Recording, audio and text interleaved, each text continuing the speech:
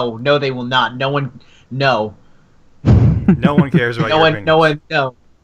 That's Good. Podcasts are, if anything, podcasts are an evidence of why opinions are devalued, because people can just make podcasts about whatever and just talk, and people will listen. And I don't know what my point is. I just woke up, so let's get the ball rolling. Kyle, can we talk about your avatar though, real quick? Because what is that? What did I say? What did I say? I told you. What the fuck? Is that canned cream like on your thing? Oh my god, it is. That's adorable. I told you. You fucking nerd. Who drew that for you? Oh.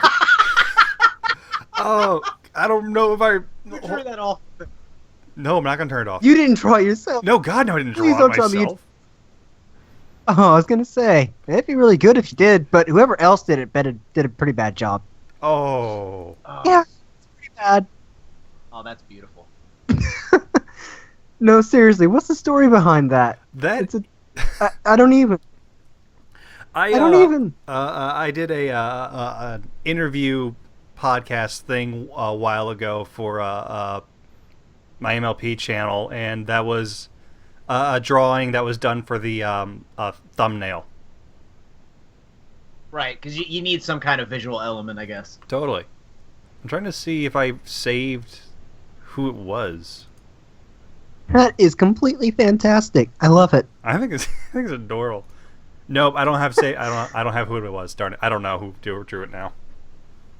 You don't even remember who drew it? I don't even remember who drew it now. Well, it's probably a while ago. It was a while ago. If somebody drew that for me, I would remember who did it, because I probably would send them hate mail every once in a while. Ah! You douche. It's true. Right. I can't help myself. One thing I want to do, I want to leave our Steam chat window open, because I might send links every once in a while just for visual aids, especially when we start talking about Powerpuff Girls, because holy shit. You can do that. Yeah, because the only thing I literally know about that is like the last two previews I just now watched. So, and I never saw the original Powerpuff Girls, so that should make it interesting. Oh, What? You horrible person! Don't hate, all right? I had a very troubled childhood. I'm not hating, I'm shocked. I had a troubled childhood. What do you want from me? Oh my Watch god. the damn Watch Powerpuff fancy Girls. stuff like the Powerpuff Girls. We have to watch the Powerpuff Girls now, you realize that, right? Why? Because it's so good. Okay, no, we're not doing this right now. We're saving this for when we're recording. I've also never seen Batman the Animated Series. I think that one should take priority. That one should probably take priority. I've been meaning to ask you guys my to watch heart. it with me for like ever. We'll get around to that. But I've been having too much fun with like Ruby and Archer. So it's like we never have time. We never have time, and now Daredevil just came out. Because we're always watching Yeah. things. It's true. All right. I'm ready to roll whenever you guys are. So Yeah, I'm ready to go when you guys is. Okay. All right. All right, everyone get ready, because here we go in 3, 2, 1. Starting off with a moan. Great. All right. No. Oh. The definition of professionalism. Is this a bad time to mention that I've been recording for the past, 3 minutes? God damn it. Yes. It is a bad time to mention that. You monster. Okay, so I'm just going to go ahead and the asshole with the really bad avatar is Cream. Yep. No, wait, hold on. We're going to have to cut that part out. I completely forgot. I'm so used to Cut everything. Start over. Yeah, yeah. You can't do us like that, Kyle. Do the intro. Do the intro right now. Yeah. All right. Go. If you all shut Yeah, up. because... Yeah, shutting up. I've tried 3 times now, and you guys keep going. Just do the intro, Cream. Yeah, no, see, Gabriel, you're doing it too. I'm so used to talking to you guys, thinking of you with those names. I can't even talk to you like you're actual people. I know, because I'm not. I'm not an actual person. I am a crazy, unprofessional YouTube man. You are a Legion avatar that pops up on my desktop. That's what you are. I remember Yeah. That's all you'll ever be. I remember that too. Pretty much. that. Good times. And Kyle's All a pony. Yeah. right. So are we good to go? And a soulless husk. We good to go? Probably not, but let's do it anyway. All right. All right, go. Hello and welcome to DeTooned Episode 1. Now, for those of you who are wondering what this is a podcast about cartoons for cartoon people, starring some very animated people. My name is Kyle. It is great to be here today, and I'm joined by two of my favorite friends in the whole wide room, Alex and Gabriel. Say hello, guys. Did you just say animated people? You're both basically living cartoons. right. Let's be honest about this. It's true. Hello, everybody. My name is Gabriel. I run the world's most unprofessional YouTube and Twitch stream. If you want to look up my stuff, you probably can't find it if you type it in the search bar because I only have like 5 subs. But it is called Live Play. I have several complete Let's Plays, and I am currently working on a 5th. And that's going to be something of a surprise. So, yeah, check it out if you ever get the chance. Hello, everyone. My name is Alex, and I don't have any of that fancy stuff. I'm just here because my asshole friends dragged me along for the ride, It's true. and I'm here to entertain. We do gotta get a page set up for your artwork, though, eventually. Eventually, maybe one day, when I have some one day. artwork worth showing off. Oh. For now. Then you can show it off. You can For take now, the we Gabriel are route stuck and doing it immediately this start way. plugging yourself. It's true. See, I have rehearsed my plugging, and that sounds dirty, but it's true. So, whatever. All right, how are we gonna? What are you talking about first? What are we talking about first? Let's yeah, let's go. Roll Let's right roll. into it. Rolling start. April, Rolling start. I got the April stopwatch 4th. going. April 4th, the brand new Powerpuff Girls series begins at 6 p.m. Central, whatever that is for your time zone. So I guess our very first topic is, how do we feel about this new reboot of the Powerpuff Girls? Do you want me to go first? Go ahead. Yeah. Boy. go for All right, it. it's complete fucking shit. Oh. Not only is it horribly mediocre as a follow-up to what was an outstanding and creative and imaginative original series that actually created female characters that didn't need to be political like this show is now, or at least this show is attempting to be. It does a really half-assed job at it. Not only that, it's also just technically a mess. Like, it's animated badly. Like, it doesn't look good. And there's a particular scene. I don't have a link of it right now. I have a link for something else that I'm going to show you guys in a bit. But I have there's a shot where the villain of the episode is in a park, and there's people around, and they're all hippies, and one character who is in the foreground, she is a literal round. It's literally a purple oval with arms stuck on it and a head, and Well, that's the Powerpuff it Girls. looks. That's Well, how hold they all on, look. because it looks. But no, because they didn't. Because if you go back and you look at those animation cells and you look at how great the background characters looked, they did not look like It looks like one of those old Newgrounds make your own cartoon things where you just drag and drop shapes onto a preset background, and it is ugly. It's really ugly. And there is a shot of Blossom. There's another shot of Blossom where you look at her from the side view, and Craig McCracken, the original creator of the Powerpuff Girls, the original series, who's not involved with this one at all, period. No. They bought it out from under him, all that shit. Craig McCracken had this to say when he saw that, or when people started making an uproar over how it was animated. I'm linking it to you guys right now. And this is from his Twitter feed, and you see the shot, and then you see the original main model sheet for the Powerpuff Girls, and Craig McCracken illustrating why you never looked at them from the side, because the anatomy of the characters made absolutely no goddamn sense. So when you look at them from the side, they look like horrible aliens. They are horrible aliens. I am looking at that now. Yeah, but they were... I'm going to link that in so people can see this too, but that does not look great. Just slap that on the screen. Just slap that on the screen, and I will tell you, it does not look great. And frankly, like, whatever, because the first episode has them facing off against a new villain who is basically an MRA, like a men's rights activist, whatever, nothing character, who his whole thing is that he's a lumberjack and he throws logs at people and shit.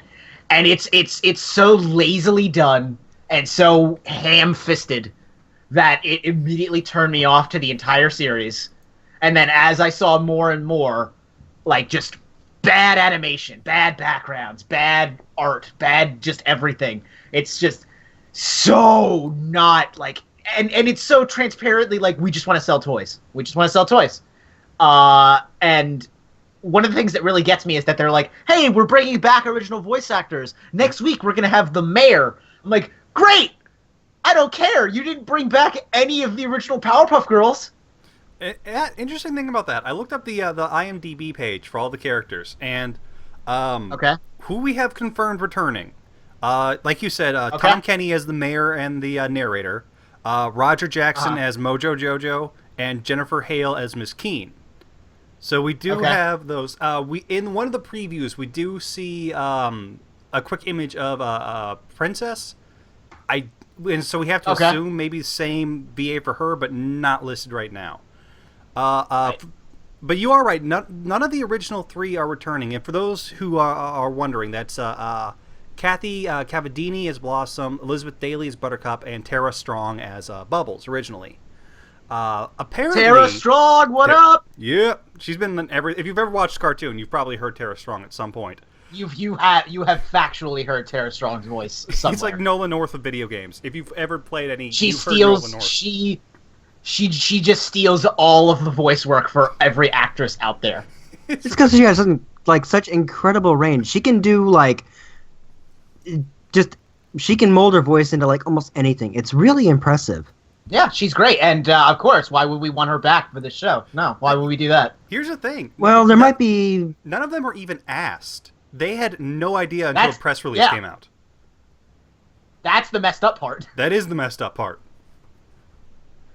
So, I don't know. I mean, get it if like it was entirely new voice cast all around, like then that would be one thing. Right. But to get like at least starting right now, at least 3 major characters returning with the same voices, and then just not even asking the main characters, those main voice actors. I don't understand that. I don't know. It's very fishy, and it really doesn't inspire confidence. And it's I don't get it. I really don't. I don't get it, and it's doesn't feel faithful. When I watch it, it doesn't feel like they're doing this because they wanted to bring back the Powerpuff Girls. It feels like they wanted to bring back... It feels like Cartoon Network wanted to bring back one of their big names to sell something. That's what it feels like. And I don't want to be cynical, but that's what it feels like, and that makes me sad. Well, if you want to feel sad, here's something else to maybe feel sad about. The returning girls doing the new voices. We have Amanda Leeton as Blossom, Kristen Lee as Bubbles, and Natalie, I'm going to say her name wrong, I think Palamides as Buttercup? It's Palamides. Palamides. Cool, thank you. I wasn't even close.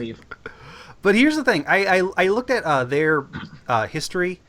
Neither Amanda or Natalie have done any voiceover work whatsoever. Now, they've both been in a lot of television shows and a lot of TV dramas, but neither one has done VO work before. The only one of them that was Kristen, who did a voiceover for Monsters University and in the Broken Age video game. And that does have trouble because there is a big difference between voice acting and regular acting. It's difficult for some to do one to the other.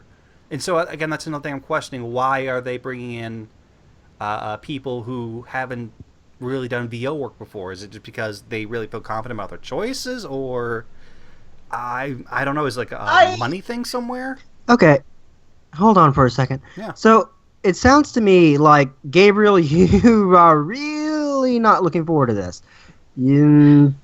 Kyle, it sounds like you're kind of on the fence. I want it to be good because Powerpuff Girls was one of those shows I loved when I was a kid, and I loved it, into my man-child years. But I'm worried. Okay, so here's my thing. Like I told you guys before we started this podcast, I didn't grow up watching the Powerpuff Girls, so for me, there's no real nostalgia. Rose-tinted goggles, whatever you want to call it. And I haven't really been following this new series coming out much either. So, and I don't know. From what I do know about the original Powerpuff series, the reason most people liked it was mainly because... why? Mainly because of the villains, it sounds like. Well, the villains were definitely very memorable, but I think the things that Powerpuff Girls did that no other show, especially at the time, did was you're like the female characters of the Powerpuff Girls were unique in that they were, obviously the show doesn't obviously the show advertises the fact that yes, they're female characters, but it's almost never a plot point of them being female characters. They're just little girls. It's almost like that takes more precedence than the rest of the show, like the rest of the climate now, which is, well, we have a female main character, better advertise it like crazy and make people want to watch it because it has female characters. Like, that's not the way to do it. But anyway, go on. Well, I don't know. It just seems, because I've seen a couple of the previews, and I probably don't have as much of a stake in this whole thing as you guys do, and I get that. So I'm gonna kind of play devil's advocate here. And how do I want to word this? You can do it, man. As I know you, Gabriel. I say one wrong thing, and we're gonna go off on a tangent.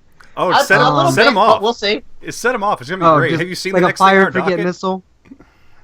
Yeah, just blow go the nuts. whole thing up. Just blow it all up. I have stuff for the next docket. Don't worry. All right. Well, okay. So let's go right to the some nuclear of the previews. option. I'm gonna say this first and foremost.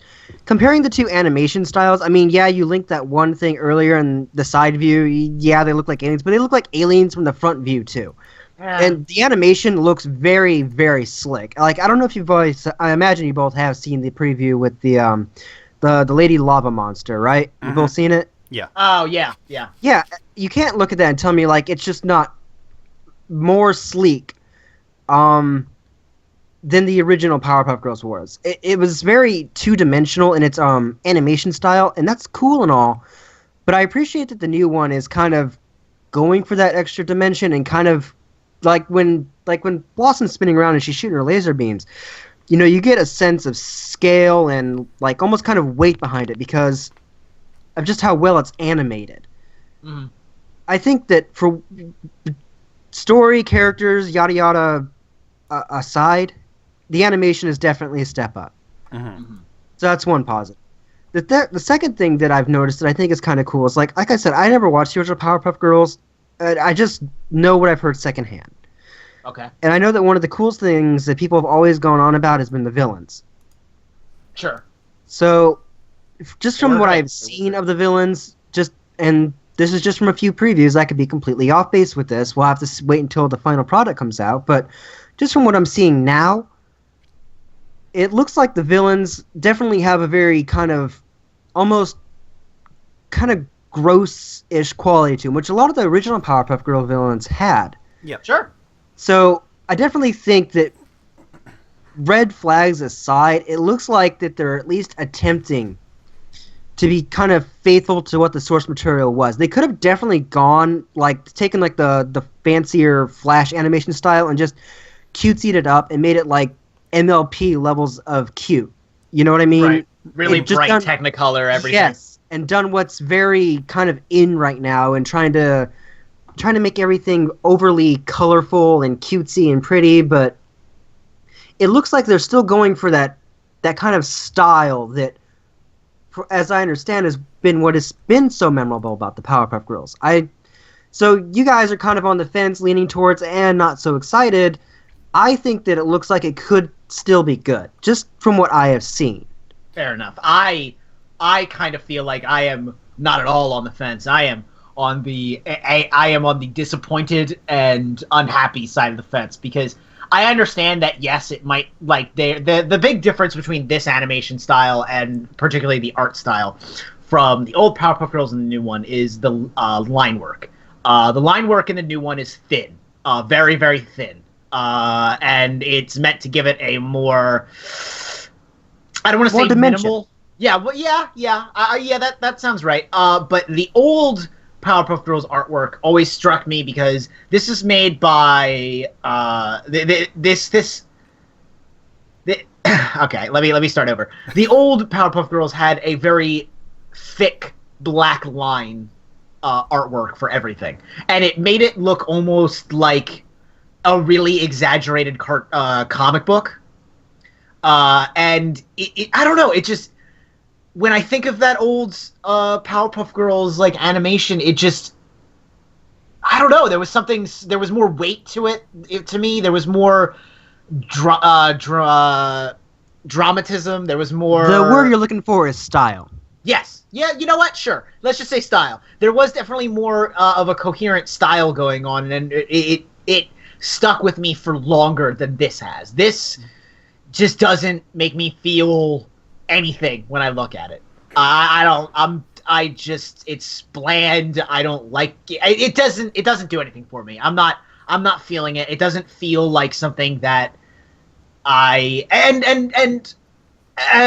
Creed brought up the fact that we're bringing in these new voice actors, right? These new voice actresses, which I want to point out, there's nothing objectively wrong with Amanda and Natalie not having previous voice experience. There's nothing wrong with that at all.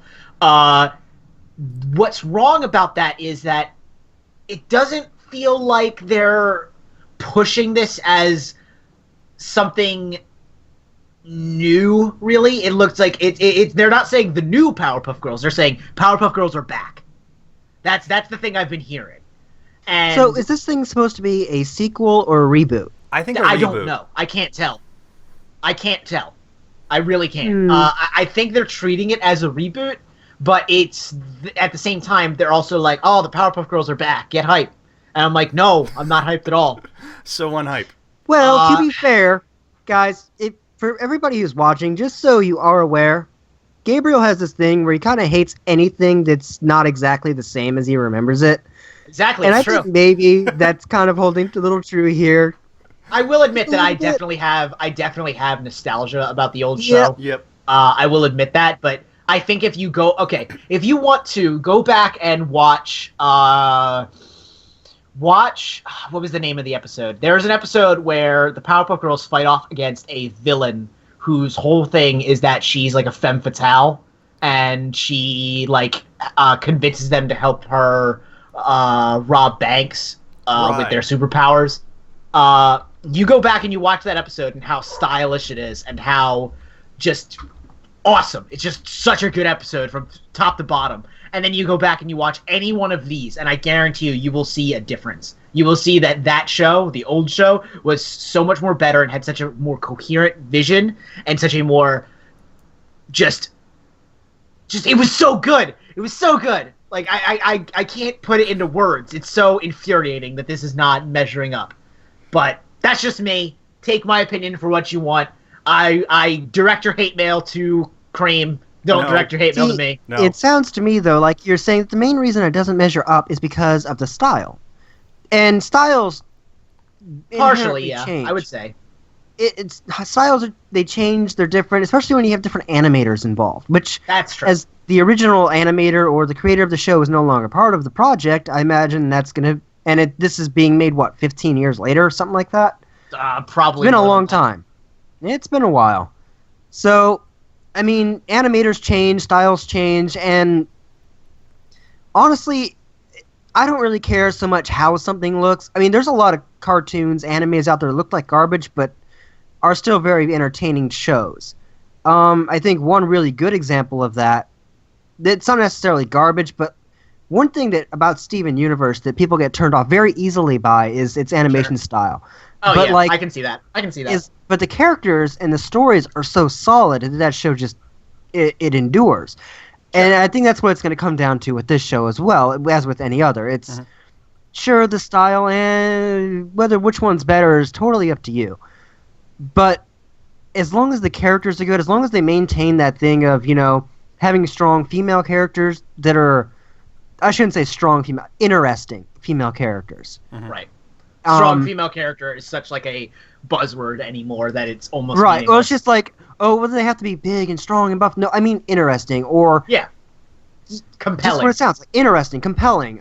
Characters that we maybe not so much like or whatever, but that are solid and well written. Right. And as long as it maintains that, the villains are well done. If the animation is, and it has been from what I've seen, smooth and solid and has weight and dimension behind it, I'm totally on board. I mean, I'll give this show a shot. Fair enough. Right. I want to actually. What about you, Kyle? I want to rewind something that you brought up earlier, Alex. It was talking about the and actually, Gabe, you touched on too the stories that the show told. One of the reasons I think the original Powerpuff Girls got as popular as it was because of the stories that they told. How it wasn't always a traditional, here's our good guy, here's our bad guy, here's the conflict, here's its resolved. There were some really interesting characters, some really interesting a playfulness to the series. For example, when we had an entire episode, the full episode was nothing but one big homage to the Beatles with just constant references over and over and over. Which even if I had nothing about that it, episode on VHS when I was a kid. That is a really good episode. There is the one where they're basically just making fun of the censors and network censorship for the entire episode. Because you have those two characters from down the street who got introduced for this, who was like a big PC, like you can't show all this violence. The Powerpuff Girls are too violent and they're gonna influence our children. And guys, you there? Yeah, you dropped for a second, but you're back. All right. We can't have them fighting monsters because thought... little kids are gonna hurt themselves. So the Powerpuff Girls stop fighting monsters, and the town gets destroyed. There is that. I really want to bring up this episode. Probably one of the darkest things I think Cartoon Network has ever done. When the Powerpuff Girls... Are you going to talk about when they go in the future? When they go in the future, yeah. Alex, there's one episode where it starts off, the girls just have this race to see who can get home first. They end up going so fast that they end up like 20 years in the future. 20 years where the Powerpuff Girls just disappeared.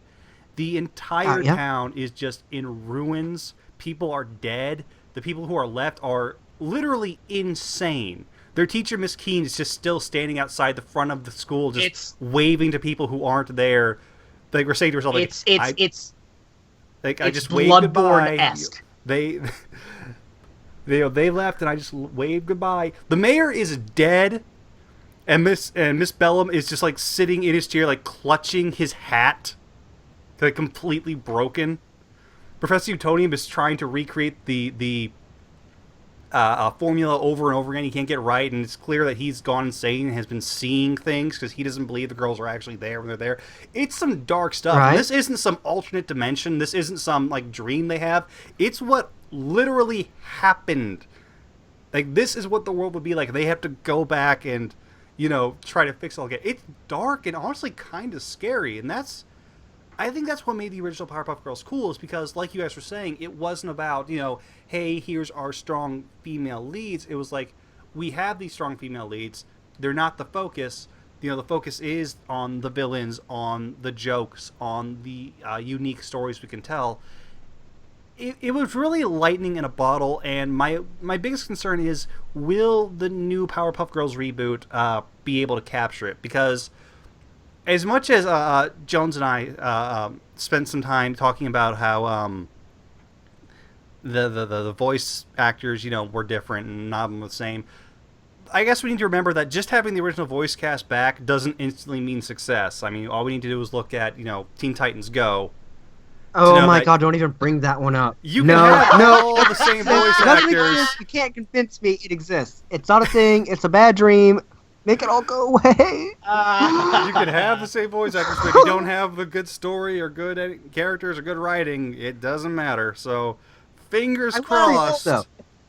Let's say not this. get into that. Let's Yeah, not we'll get save into that for another time. From what I have seen from the previews, at least they didn't go that route. They could have really, like I said before, they could have really made it super cutesy and super just pandering to the lowest common freaking denominator.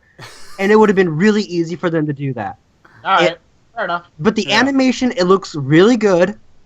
The characters and the monsters, where, like I said, they look, they don't look cute. Mm-hmm. They don't look like something that you just want to reach out and pet. They look flipping. One of them's a lava monster that looks like Flame Princess on a bad day. I am down for that. and the one lumberjack, creepy. Fucking don't want your lumberjack hands on me. It's weird. The lumberjack Very does weird. Yes, look like it's something weird. that could have been in the original series. He does have that same kind That's of true. style. That I will give. That I will give Yes. them. Everything I've seen so far, at least, looks like it belongs in a similar universe, I guess. But I don't know. I don't even know if that's the right word. But I'm gonna cap I this get what you're saying. off because I think we need to move on. True. I'm gonna Yeah, cap this true. off with one last image for Cream to put up, and Okay. that's this image. And anybody who knows anything about the Powerpuff Girls knows what's wrong with this image, and that's that they gave Blossom goddamn fingers. Well, gloves. Or yeah, There's- she's wearing no, gloves. you can't. Not enough, No, dude. no. They have weird flippers, and you can't excuse it. Unless you put the gloves on the flippers and then the finger bits are still there, you idiot. Whatever, it's fine. It's fine, I guess. Don't watch Alright. the show. Go back and watch the Powerpuff Girls Alright. movie. It's great. Point is, for all of you beautiful people that are listening, keep an open mind and don't get rose-tinted nostalgia goggles, and maybe it'll be okay. It might even be great. We'll have to wait and see. Hopefully. Or it could be complete garbage. But I don't want it to be complete garbage because I hate it when Gabriel's right about things. It's just, I know. it's not how the universe is supposed to work. Yeah, not- it's true. I think It's Gabe really hates not. it when he's right about things. I think do- Gabe hates it when I he's right actually about do. things too. I wake up, everybody who's listening, I want you to understand my life. Every day I wake up, I tell myself, maybe today won't be awful. And every day I go to bed disappointed. I expect nothing, and I am still disappointed. That's terrible. That's so All right, sad. next topic. Let me give you a hug. It's gonna be okay, It's like Gabe. the story of his It'll be all biography. right. It's a great title. I know, right? That's the full title of my biography right there. It takes I up the whole expected cover. nothing, and I was still disappointed. Yeah. Okay, yeah. All right. Let's move on. Next topic. Okay. Yeah. What do you got? We're trying to talk about show hiatuses, considering we're in the middle of quite a few of them. How do you guys feel about hiatuses? How long is long enough? How long is too long? Okay. Should there even Okay. be a hiatus? I'm gonna. Okay, Like, I know. Go ahead. want to go- start go. this off. No, One no. second. Hey! You started off the last one. You started off the Fair last enough. one. Fair enough. Let me Okay. have this one Alex Fair enough, clearly fair has enough. because I have opinion something here. I want to say about this. Yeah. Okay. All right. Can I go? I'm good. Yeah. All right. No, go nuts. Go nuts. No.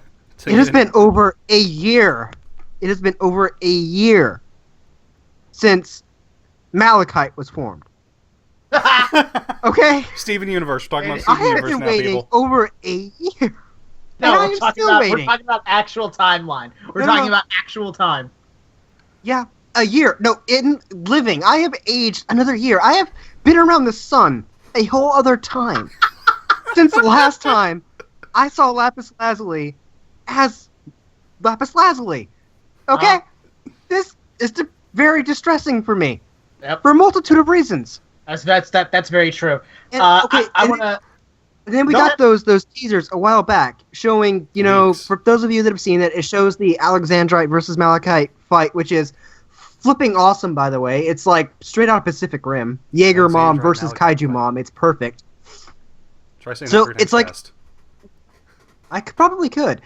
And then you've got this thing where it shows Peridot and Steven and Lapis, and it's like, finally, everything's gonna be okay. And I think that was like a month ago. And I'm still yeah. waiting.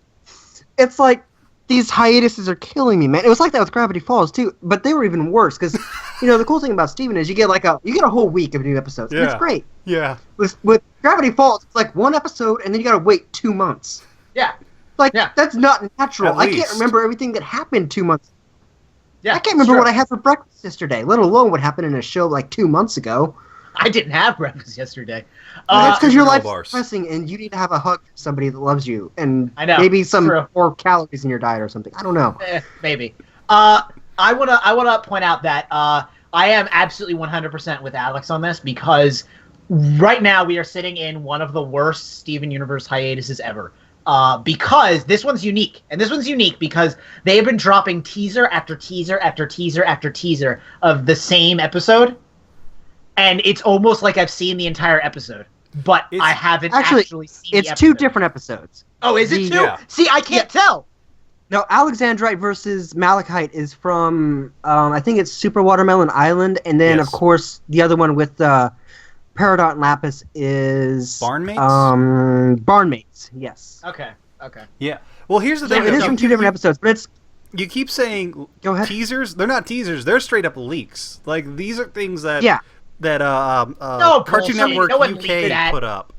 Yeah. And didn't mean to. Which is a problem they've had for quite a while now. And but then, of course, there was the bigger issue is, like, our hiatus is good. I think we're going to play this one hard because we've been getting all of this steady information that we should not have, and that, the Crewniverse is like, oh my god, why does this keep happening? It's making it... It's like getting a sneak peek. It's like being a child, seeing your parents take that Christmas present that you really want out of the trunk of their car and slip it into a bag. You know you have it, but you can't have it. And it's making it... Are you kidding me? I just point at them and say, release it. Okay, but I have a counter argument to that. And okay. This actually, I don't remember... It was one of the people on the development team for Steven Universe. Yep. And they tweeted something along the lines of they were getting used to making episodes for the show in brackets of 5-episode arcs. Mm-hmm. Sure. So, in the instance of Steven Universe, and I'm pretty sure this is unique to Steven Universe because it has a very weird drop schedule for its episodes. It doesn't, even Gravity Falls was irregular, but they still had like 1 new episodes every month. The cool thing about Steven Universe is, with the Steven Bombs, is that because they are doing it in 5-episode drops, it allows them to kind of thematically tie episodes together. And you can see that especially in some of the ones, like the last one was obviously the Peridot one. The one before that one, or maybe 1 or 2 before it, was Sardonyx, with the whole arc with Pearl. I definitely appreciate it because Steven Universe doesn't get a whole lot of time, and you saw that a lot in like the early, the first season, where we would have an episode and we would only gain so little from it in terms of character development, world building, etc., etc. And it wasn't until maybe 30 episodes in where you started realizing there was a bigger picture going on. Whereas with the Steven Bombs, it really lets us get into like one character's like development and really kind of give them an arc, or it really lets us explore one part of the world. So in that sense, in that case, I would argue it's a good thing. However, when you have something like Gravity Falls, where it drops 1 episode every couple of months, I would argue that is definitely a bad thing. It kind of kills interest in the show. It's only 1 episode. When you have like a week-long deal, it's kind of almost like a spectacle. You can look forward to it. 1 episode at a time, though, I would argue, is definitely a negative. Well, if you want to talk about killing interest, hold on, really quick, Gabe. If you want to look at the season 5 of MLP, about halfway through season 5, there was a sudden 2-month hiatus. And if you look at the viewer ratings for the episode right before and the episode right after, the ratings, the viewership, got cut in half in that 2-month period. Because of just how long it was, and when it came back, there was very little fanfare to it. It was just suddenly back again. And there was a tweet from the I don't remember who came from, director, producer, someone on the MLB team, like basically saying like, okay, yeah, we're not gonna have that big of a hiatus in the middle of a season again because of what happened to the viewership ratings. So I understand animation does take a lot of time. It is a lot of work. It's a lot of money. It's a lot of effort all around. And these hiatuses, they do need to happen. Let's be honest. I don't think anyone here is saying that let's not do them at all. Let's just keep cranking out new episodes, right? I mean, that's not anyone's opinion here, right? Well, we definitely want them to take their time and make sure that the episodes are done well. Yes. It's just how long and when do they happen, I think, is what the question I don't think anyone's arguing. I don't think anyone's arguing whether or not, a hiatus might help a quality of a show. My big problem, and it's something that Alex touched on that I think is very worrying, is that the crew of Steven Universe, the animation crew, got used to building episodes in those 5-episode blocks, right? I think that is not a good thing. I do not think I don't think that should be the norm. I don't want hiatuses to be normal. I want them to be exceptions. I don't want hiatuses to become normal. I want a steady stream of episodes on a weekly or bi-weekly basis at best. And I want this because I don't believe that you need to release the episodes all at once to get that one arc story. I don't think that's strictly true.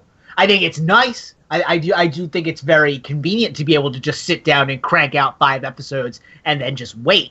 But is it strictly a good thing with Steven? With Gravity Falls, it was definitely a negative. Gravity Falls suffered for it. And I want to point out, and this might be controversial, but I think Alex Hirsch, the creator of Gravity Falls, is just a weird dude because he's one of those few people who, I think, in the industry who, when asked if they would do another season, was just like, nah, I'm just going to cancel the show. We're never going to do another one. Well, he was done. He felt like the story was told on that. He didn't want it to become one of those shows where it just kept going after the story was told, and now you have to make up new things, and then it becomes things like, Family it's Guy. really good until this season, then it starts going down, and then it got canceled. Like, you see that happen way too much in American television in general because we don't know when to stop. Like, look at how long The Office went on. The Simpsons is still going on.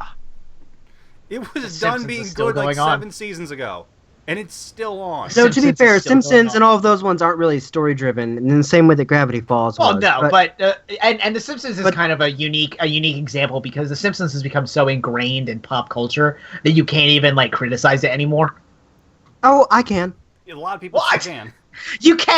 You can, but then there's a lot of jokes that exist in pop culture and all these things that are owed to The Simpsons and people don't actually realize came from The Simpsons. I get a lot of jokes from Gabriel. I get a lot of jokes from Donald Trump, and I wouldn't say that I owe him anything either. All right, political statements. Oh, that's what but seriously, no matter what your politics are, whatever, bad jokes aside, bad jokes are bad jokes. Yeah, bad jokes are bad jokes. But just to again play devil's advocate here or whatever. Okay. The reason that I think that hiatuses can be a good thing is because when you have episodes, like, I haven't watched Adventure Time in quite a while. I have not either. I have, but actually. I just the thing about it was, I remember when I was watching it, there was, they were dropping an episode like every couple of weeks or so, every 2, sometimes it felt like 3 weeks or more. Mm-hmm. I don't know if they're still doing that or I think they what. are. They're doing it on a weekly basis. From what I understand. Now. Oh, are they? They brought it back? Okay. Yeah. Okay, well, back when they weren't doing it on a weekly basis, and a better example would definitely be Gravity Falls. Mm-hmm. Yeah. To be fair, guys was a great listening to this, example I by don't far. watch a lot of my cartoons on television, so I usually just binge watch them after they've come out. Or, like, whenever a new season is done, then I'll go through and I'll just watch it with these guys. Yo. Or on my own, and I just go right through it. So I don't really know how these schedules work. The 2 that I did kind of keep up with are Stephen U and Gravity Falls. That's why I'm citing them a lot for my examples. So forgive me for continuing. Well, I mean, you're right to do that because Steven Universe is the good example and Gravity Falls is the bad example.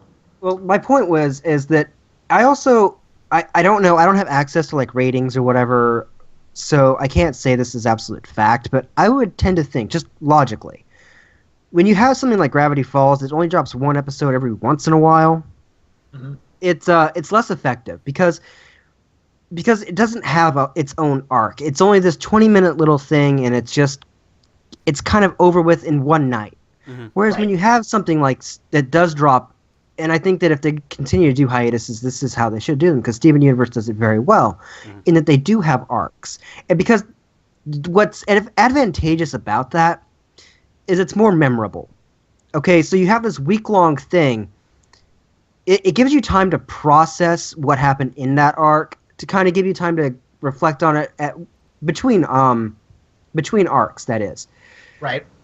Without, I can recall what happened in the last arc with Peridot and her whole thing, and I can recall the one before that with Sardonyx. It's this almost like feature-length sort of thing, and because of that, it has a very defined beginning, middle, and end, and it sticks with you as a result. Whereas when you have just one-off episodes that are part of an arc, especially as Gravity Falls is getting towards the end, where everything was part of, it was all the same arc, same story, whatever, and it was tying up various ones, but it was so spread out that you would have something set up one episode, and then 4 months later it would get paid off, and you almost couldn't appreciate it anymore because you almost forgot what the setup was. I legitimately but when you have missed it all, the final episode of Gravity Falls just because I had no idea it came out. It was like it was like 5 days later. Like, well, wait, hold on, wait, the finale came out. Oh, okay, all right. I guess we gotta watch that now. Right. But like, just sure. I mean, yeah, it's easy to miss these things when they do happen. And like I said, I don't even watch TV. I get everything off the computer for me.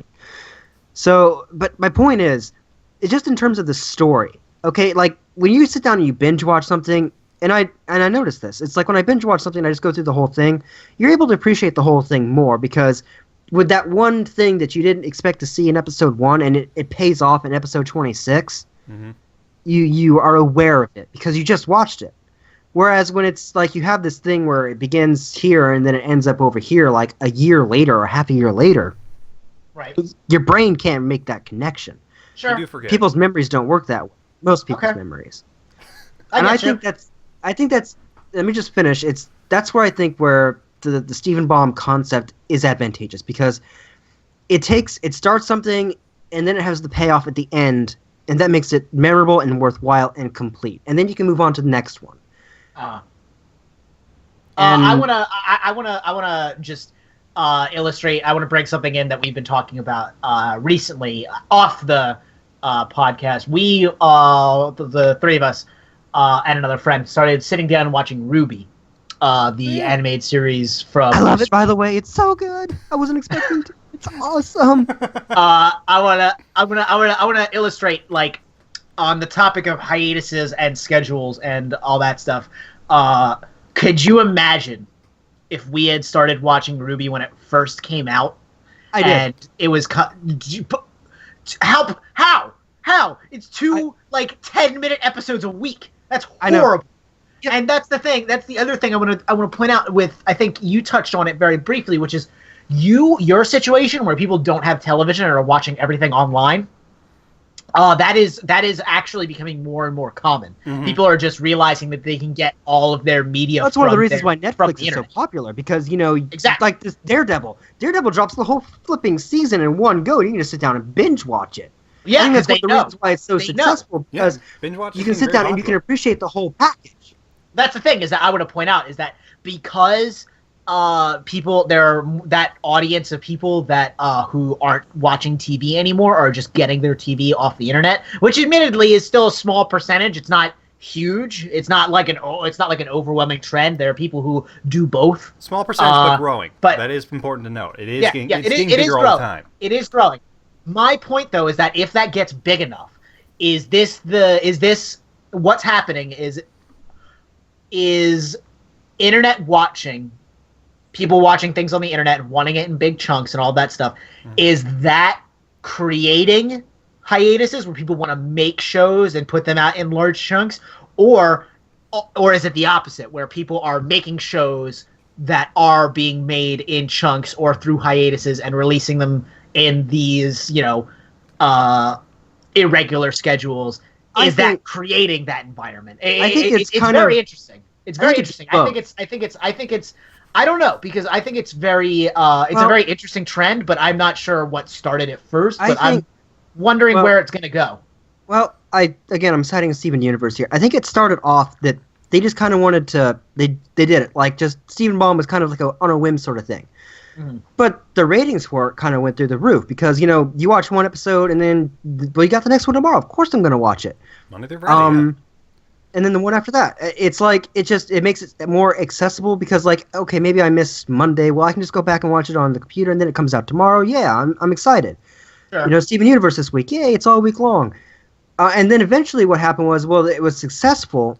And now, because it's been successful, now the writing team is doing it on purpose because now they are putting these things out in chunks. And they're adapting to it because it has been a good thing at least for that particular show. And then you see it with Daredevil, too. Obviously, Daredevil's been very successful. And I think definitely part of the reason that owes to that is because it has been dropping its seasons on one go and people can binge watch it. Sure. Not that that's the only reason it's been successful. It's a very well done, very well written show, but it's more so because it helps when you don't have these episodes spread out over a whole half a year or 6 months. Because when they're like that, like I said, you just the payoffs aren't there, but when you can sit down and watch it.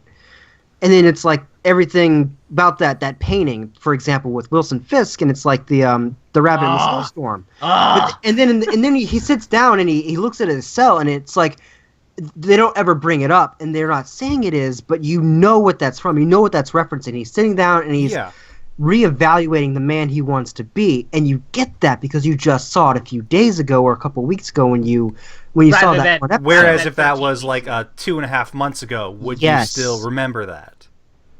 I mean, most likely, some people would pick up on it. Not everybody would. Some people would. Their head.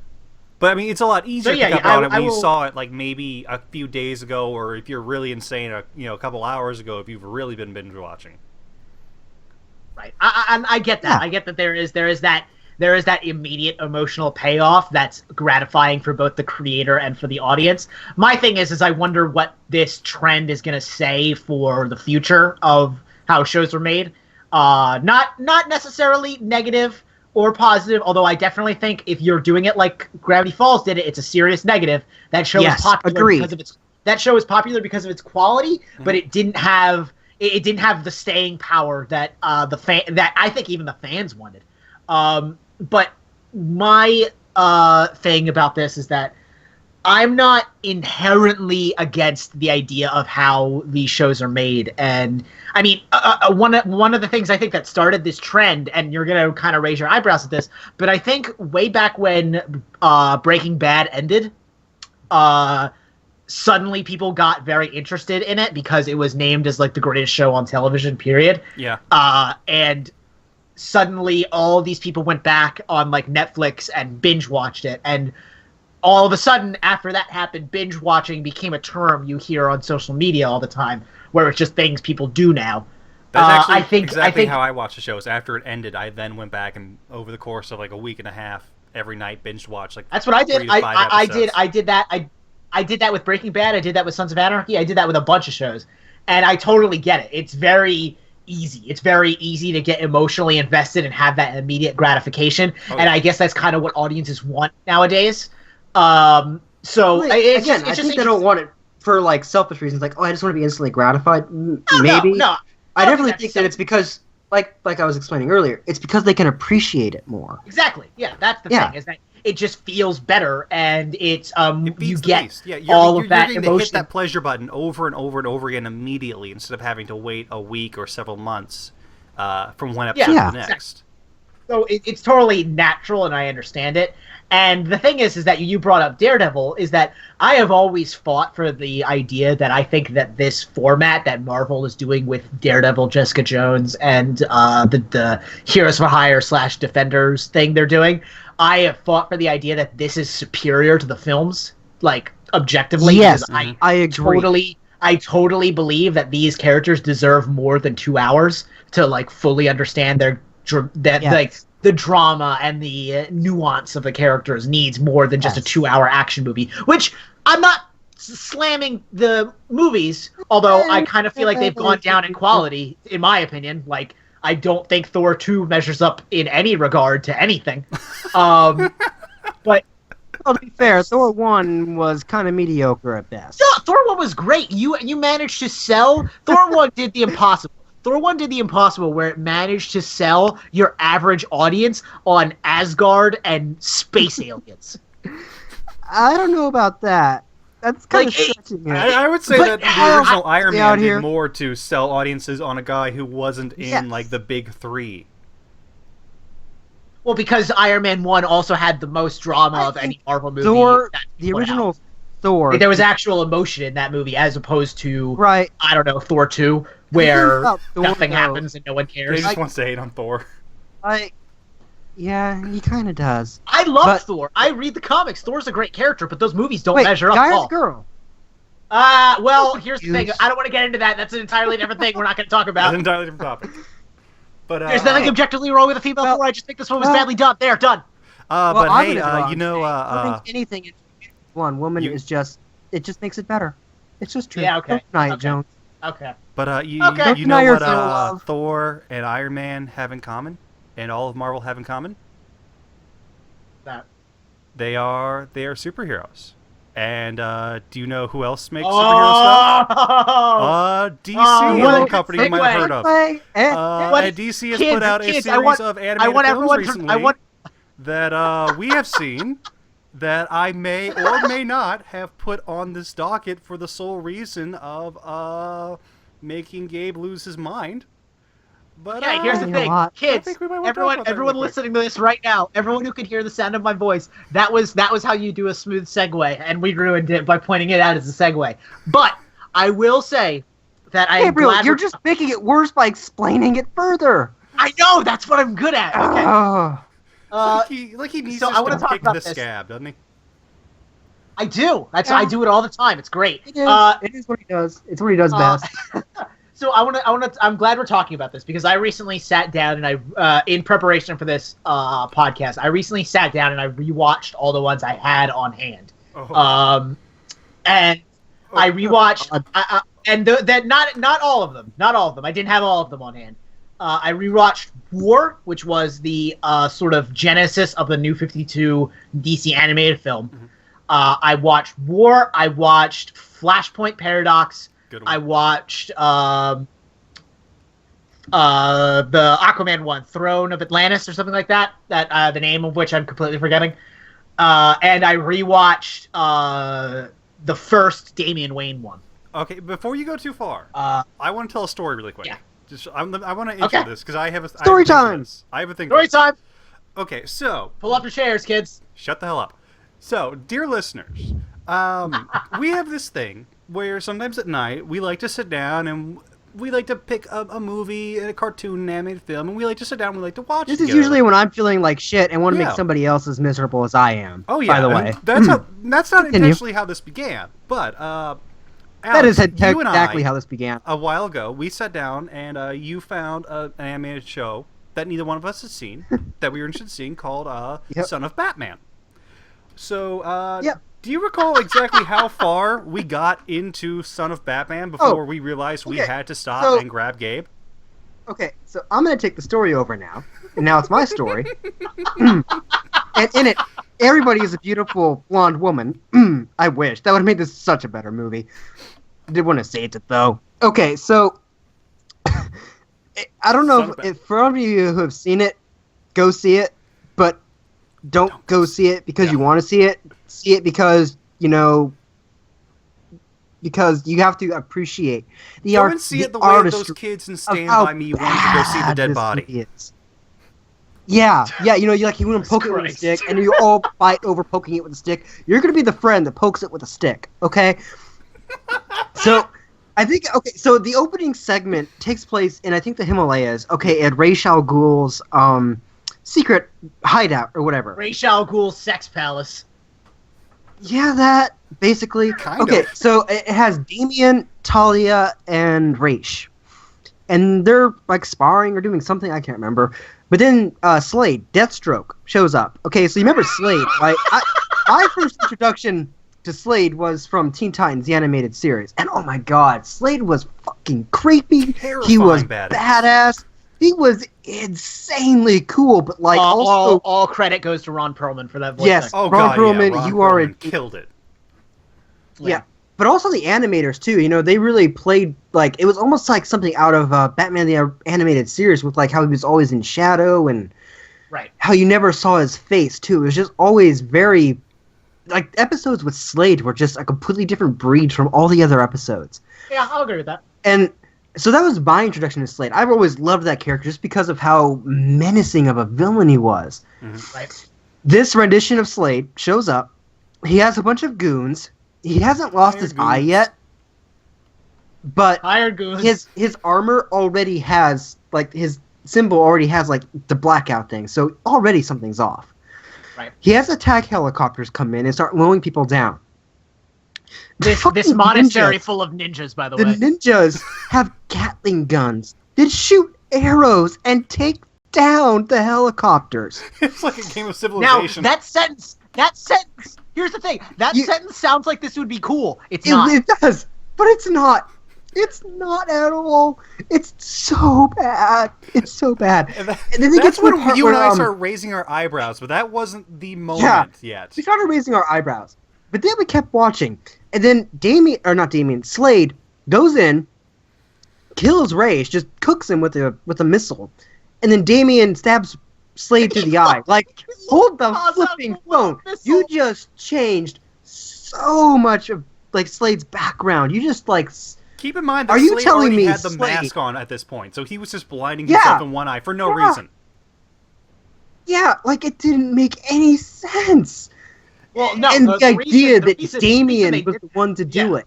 And That was- that that was was the the point where we whole stopped, point and was we were to- like, holy was to- crap, we need to grab Gabe, because it no longer became, let's watch this terrible movie. No, it became, let's watch Gabe flip the fuck out for an And he hour and did. a half. And it was amazing. It was beautiful. All right. You had to been there to appreciate it. It was caps locks from him for like an hour and a half. It was perfect. We All had right. more entertainment watching him hate that movie than we ever got from that movie. All right, It- so Now let's Here's set the him thing. free. here's the thing. Yeah. I rewatched this movie along with the other ones, and I'm going to talk about the good and the bad of all of these movies. More bad than good. A lot of bad. Mostly bad. Mostly bad. The Son of Batman is exactly as bad as we're describing, if not worse. And oh my god. Okay, the entire plot of Son of Batman is is somebody somewhere in an office building belonging to DC telling whoever's making this to make Damian Wayne as cool as possible. Just the coolest And guy. to just make him as cool as you possibly Coolest kid. He's such The a rebel. coolest Coolest kid. kid. He can do He is everything. he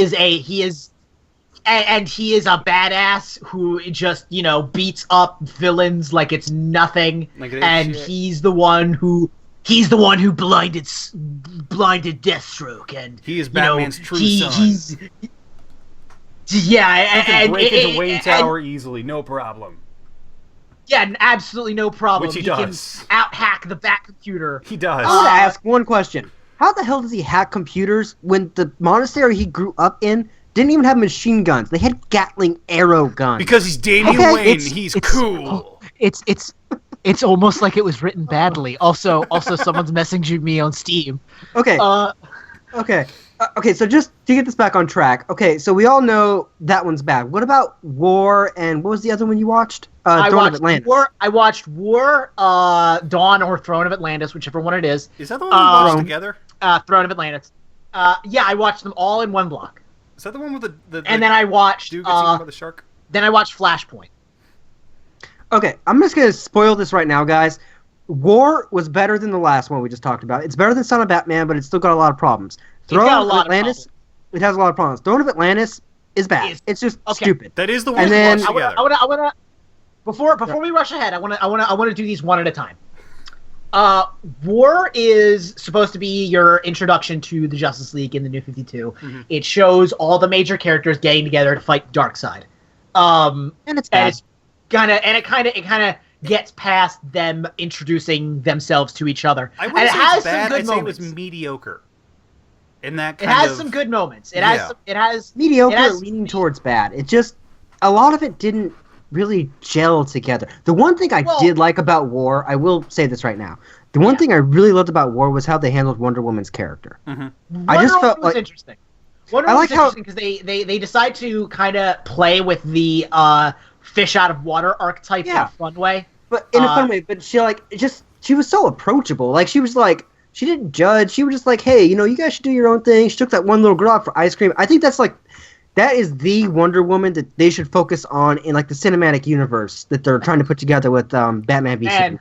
Man, if only Warner Brothers had any confidence in Wonder Woman as a Oh character. my god! They Anyway, War has some good women in moments. movies? Particularly with Hal Jordan facing off against Superman is a really good one and feels like it's taken straight out of the comics. There are some really good moments, and one of the big complaints I have is I also sat down with another friend of mine and talked about Billy Batson specifically, who is Captain Marvel, and how in the New 52 Billy Batson has kind of changed a lot. He's changed a lot to be kind of more of a street urchin, Aladdin-esque character where he's kind of scrappy and Has a monkey sidekick. kind of dude, that'd be great. Although, switch out monkey for tiger and you have Billy Batson. And that's fine. No, but it's not. No, it's not. It's not. It's not because the way you introduce him is he steals shit from Cyborg. Like, that's not... No. No. It's just not his character. Like, if you want to do that, there are lots of characters out there you could play the thief card with, or that type of character with. Sure. Billy Batson's not one of them. What makes what is he? They call him Shazam now, but he's Captain Marvel. They call him Shazam because people have been calling him Shazam who don't know anything about Captain Marvel for years. Captain Marvel. Okay, though, what's cool about him is he's that silly dorky kid that in like middle school or whatever that likes comic books, but is also enough of a dork that he doesn't like the supervillains. Okay, he likes the heroes. Mm-hmm. Exactly. But that's what makes him so charming. He's like, he does believe in truth and justice and being the good guy, and he's a kid at heart. He's kind of got that innocence to him, and that's what makes Billy Batson a fun character. And he works really well, especially like in Justice League when he has that kind of innocence to bounce off of the darker characters, like Superman, or not Superman. I'm sorry, Batman, or in some variations of Wonder Woman. Sure.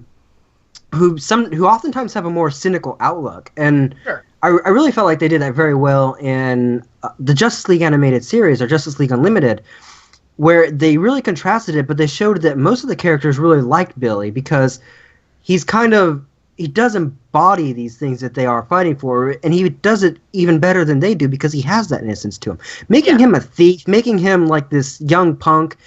I mean, you could take that and then eventually have him grow into the whole thing, but it feels like it's an adult becoming a kid, not the other way around, which is exactly. It's very yes, backwards. Mm-hmm. Yeah, it doesn't work with the theme of his character.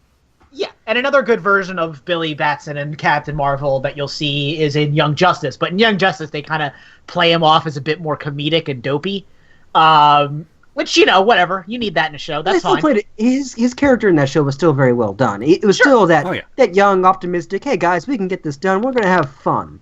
Yeah, kind exactly. of. That's how Captain Marvel should. That's fine. And like I said, we're getting off track. When I sat down with my friend and talked about this movie, we kind of both agreed that Captain Marvel is meant to be Superman without the cynicism, which is kind of saying something. And it didn't come across in the best possible way here. So there were definitely flaws, but it at least kind of rounded itself out and felt like that this was a beginning to the cinematic universe. And that's fine. It was fine. It wasn't great, but it was fine. And then after that, I watched Throne of Atlantis. And Throne of Atlantis is god-awful because... It's terrible. It's pretty much garbage. There is... Okay. You can sum up Umbrella all statement. of Throne of Atlantis in a single scene, right? There is this part near the climax. Who was our villain? Was it Black Manta who was our villain? No, well, it was Black Manta, but it was also Orm, Aquaman's brother. Okay, so basically, if I remember this correctly, they can basically now control the tides. Like, they have the trident, they have the power over the ocean, they are going to Oh my god, this whole thing. Yes. So, being able to destroy it in a single swoop with a massive tidal, which we've seen them do before, like, use this power, they then choose... multiple times. ...to just... bring like 10 people they on use the it land to in a open little the tiny fucking army that things could like easily Moses. gotten their ass kicked by the actual army and just have a foot war. And it was so stupid. Yep. And then Black Manta got eaten by a shark. Yeah, Black Manta got eaten by a shark. Like legit, just like came out of nowhere. All of a sudden, shark, boom, dead. Like, my big thing, my big umbrella statement I want to cap this off with, or not cap this off with, I guess start this off with is, Aquaman is not a bad character. All right, he gets a bad rap because people don't understand his character and why he's unique amongst DC heroes. There's nothing wrong with Aquaman or Arthur or however you want to call him. He's fine. This did not utilize him at all. He was not utilized to his fullest in any extent, and this is supposed to be his movie. This is supposed to be his animated film where it's his origin story and also how he becomes King of Atlantis. So we've got those three down. What was the last one? Flashpoint Paradox. Yeah. Flashpoint, which is actually good, in my opinion. It is really good. I really enjoyed that. It's 100% true to the Flashpoint arc, and it is very good because it does all the stuff you want it to do. It does Thomas Wayne as Batman. It does the Superman. Let me sum this up because I can sum this up very easily. Yeah, go for it. What makes Flashpoint Paradox what makes it good is that the situation that results in the world that we get a little glimpse of is interesting enough that I would want to come back for more. Yeah. That's it right there. It's like it takes the Flash, who is a cool character. I've always liked the Flash, and it puts him in a crazy situation where everything he knew about the world is completely turned upside down. And it's interesting.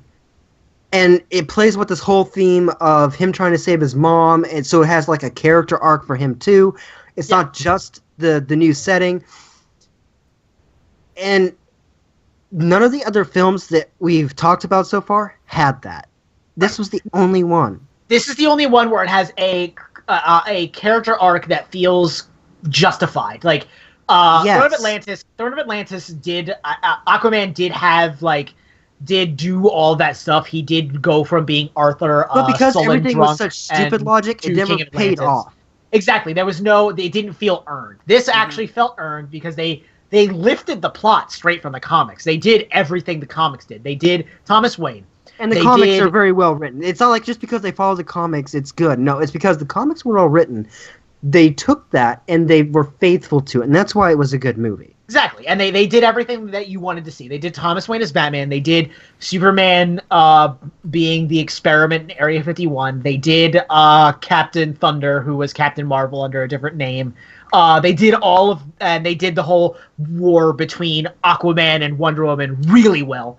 And it was all handled in the exact ingredients and amounts that it needed to be to kind of paint this picture of an alternate reality and also give Flash his character arc and even gave us one of the best villains, which was Professor Zoom.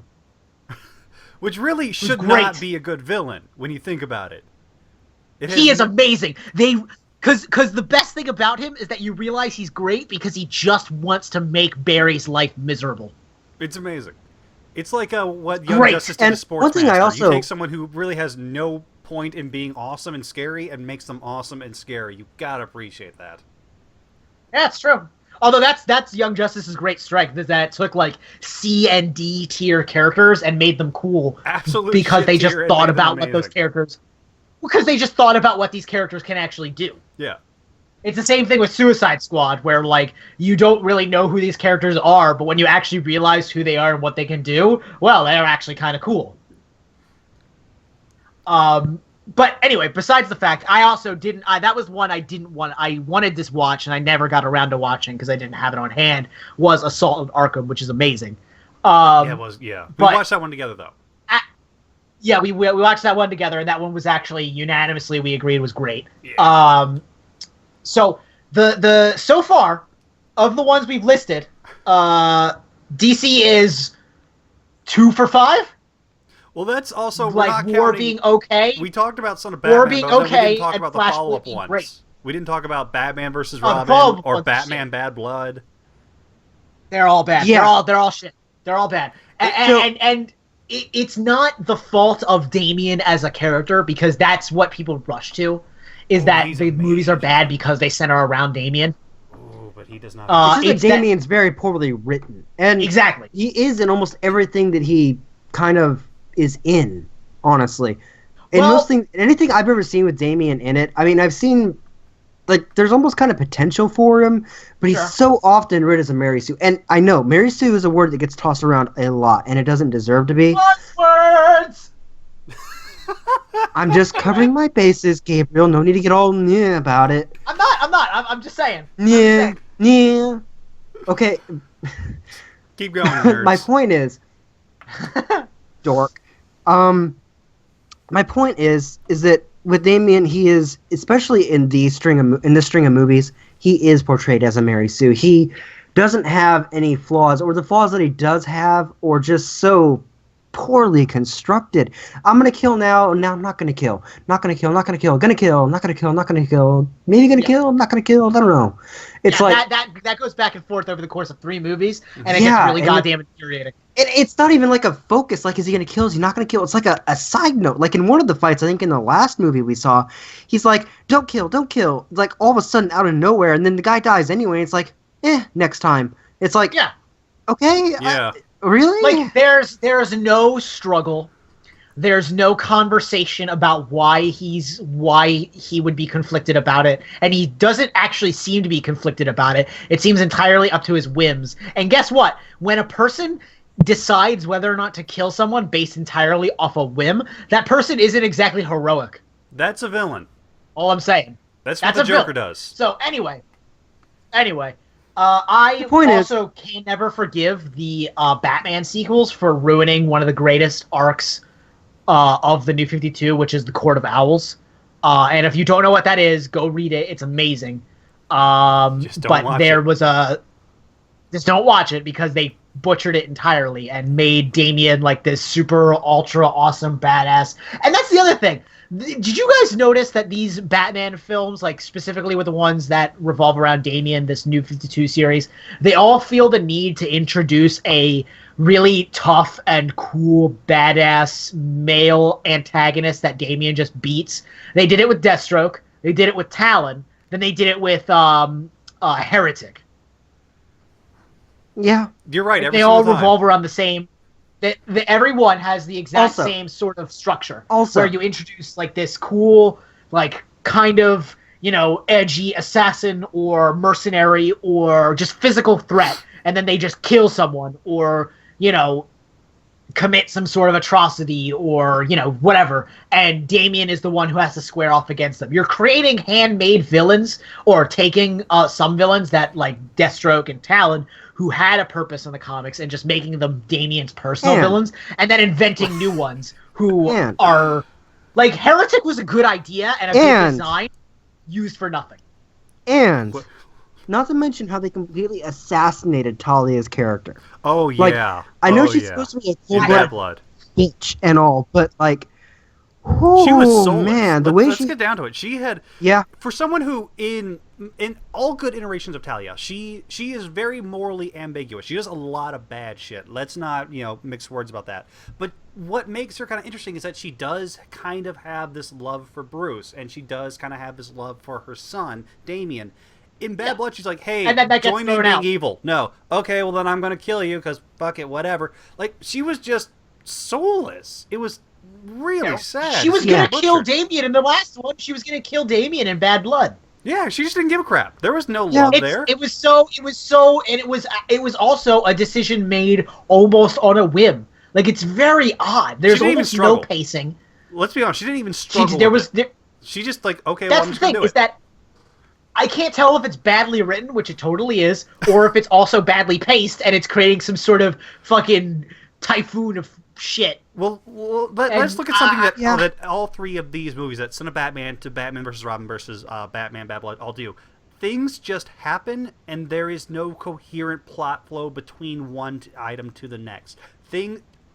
not things at all. just get introduced, conflicts just suddenly appear, and then maybe they get resolved. They just at the assume end. you've watched all the other ones. Yeah, there is no introduction there.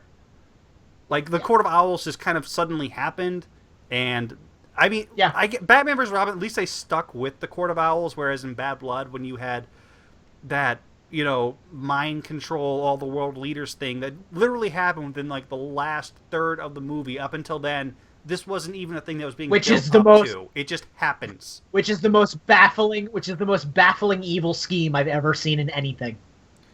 Though, isn't that the first time we've seen the Mad Hatter in an animated film? In a film, not a series. No, but it is the first time we've seen him in these New 52 films. It's a shame to waste tech like that. Yeah, I mean, there's nothing wrong. Like, Mad Hatter's actually a pretty underrated character, in my opinion, but that's kind of... Yeah, go ahead. Sorry, but just kind of get this back on track. Yeah. I'm gonna say this. Right. DC, for the longest time, was my favorite between them and Marvel. Mm-hmm. Like, when I was really, really little, it was Marvel. Then it went over to DC when I started getting, like, into the animated series and stuff, and Justice League, and they were just so well done. But with movies lately, I mean, let's not mince words here. Marvel's movies are just big, dumb action popcorn flicks. Most of them. With some of them have more heart in them than others. Some are better done, but they are all popcorn flicks at the end of the day. Yeah. DC, like, they are very hit or miss. When they have, like, a good animated movie, it's usually really, really good. Yeah. But when they have a bad one, and they've had a lot of bad ones lately, and that's what worries me going into, like, Dawn of Justice, and they want to do this whole superhero, like, because it's very... You can really see it in that string of Damian Wayne Batman movies, where it's just they're putting quote unquote cool characters on the stage and just letting them go at each other just to prove how cool the main character is. Yeah, and it's like you can kind of see them doing that with Dawn of Justice. Well, here's Superman and Batman and Wonder Woman, and they're all on the stage together. This is what you guys wanted. Have fun, and it's like, you know what it's like, guys. No, you know what it's like? It's like professional wrestling. Yeah. Where we just want to where Damian Wayne is John Cena, and he will always be pushed, and we'll just introduce characters and have them job to Damian so he can, in the next movie have a romance subplot with Raven. Or if you're from oh my god, no, I will Triple H. Reach through time and space and I will punch somebody in the face if that happens. No, it is confirmed. It is happening. Well, somebody's getting punched. It is happening. And his name is John Cena. Like, it is happening. Yeah, bro, I will punch you in the throat. I have to vent my frustration on somebody. I will make you a victim. Like, I'm like, everyone listening to this, I am laughing at this only because it hurts me so much inside and I'm dead. Don't worry, guys. He's fine. He's been dead inside for years now. This is just a usual thing for him at this point. He's fine. He's fine. But I'm not fine, though. It's true. So, to get us back on track, I do agree that this doesn't exactly inspire confidence, but I wonder... I gotta wonder, because it's not... The films like Man of Steel and Dawn of Justice and all that stuff, they're being handled by completely different people than are the people who are handling the animated series. But you gotta wonder if there is some sort of what the atmosphere is like when DC, like the higher ups, sit down and talk about what they're making. You gotta wonder what the attitude is like, because it doesn't, like I said, and I know I use this phrase a lot, but it doesn't inspire confidence. It doesn't feel like I should be looking forward to this. And that's kind of the worst feeling, because I want to, but I don't know if I should. And that sucks. So I'm gonna take Kyle's job here for a moment. Yeah. I'm gonna steal your thing. It's stolen. You can't take it back. That's fine. It's mine now. So, The Killing Joke. Yes. Oh, yeah. Yeah. They're making a movie. It's confirmed, that they're doing it. Right. That's absolutely. And it's going to be done with Kevin Conroy reprising his role as Batman. Yep. It's going to have Mark Hamill reprising his role as the Joker, and he's very excited to be coming back. and I believe it's also going to have. He keeps saying he's going to stop. We keep saying he's going to stop, and he just keeps coming back. He always said though that No if they ever did the Killing Joke, he would come back for the Killing Joke. He's the only one who wants to stop, and then he just doesn't do it. No, but he said before, even when he retired originally, that if they ever decided to do the Killing Joke, he would come back for that. He did say that. That is a matter of record. Let's be honest really quick. And it's going to have... Can you, even in your head, can you hear anyone else's Joker but Mark Hamill and anyone else's Batman but Kevin Conroy? Like, they are just... Well, Kevin Conroy? No. I always, when I think of Batman, I think of the voice of Kevin Conroy. The Joker, I think John DiMaggio has done a pretty good job lately. A good job, but Mark Hamill is just... That is the Joker My thing voice. with the Joker is whenever I read his character, it really depends on how the Joker is being depicted. If it's more like the classic Joker, I always read it in Hamill's voice. If it's like one of the newer, kind of edgier Joker takes, I can read that in like Heath Ledger's kind of... In weird, the kind of like stilted dialogue. Yes, it just depends on how he's written. Batman, exactly. I always read Batman as Kevin Conroy. Though he's just, it's just, I don't know. For some reason, that one's completely ingrained because there's just he did like the perfect take on that. Whereas the Joker, his character is so fluid that you almost kind of want to read his character in different ways because it kind of gives him like. It's more interesting that way, I want to say. Right. It kind of changes how you feel about his character when you look at it from the many different depictions he's had through the years. Anyway, to get this back on track, and we also have Bruce Timm returning as I'm not sure if he's animating or if he's directing or whichever. I think he's producing and executive producing. Which means that it's James Tucker who is producing this. Oh, okay, never mind. And but here's interesting thing. James Tucker has been given the okay by DC to make the Killing Joke R-rated. He doesn't know if he's going to, but if he wants to, he chooses to, this can be an R-rated film, which I think is really the only way you can tell the Killing Joke. Here's the thing I want to talk about right now for everybody who's listening right now and who might not be familiar with what the Killing Joke even is. I'm just going to give it a quick sort of once-over. And that is that The Killing Joke is one of the most definitive Batman comics made in recent memory. And that is that it was written by Alan Moore, who is one of the great minds of DC for a long time, although he's kind of gone a little crazy. I have his autobiography. Not his autobiography, his biography. And The Killing Joke is remembered.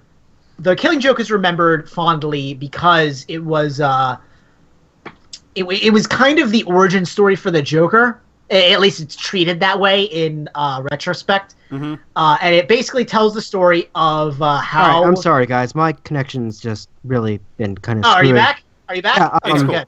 I'm sorry. Right. Did I get cut off? No big deal. But like I said, it's remembered fondly for being the Joker's sort of definitive origin story. And the reason that it's also kind of gets a lot of praise is not just because of that, but because it treats the character in almost the Killing Joke version of the Joker is almost treated as a litmus test for every other Joker.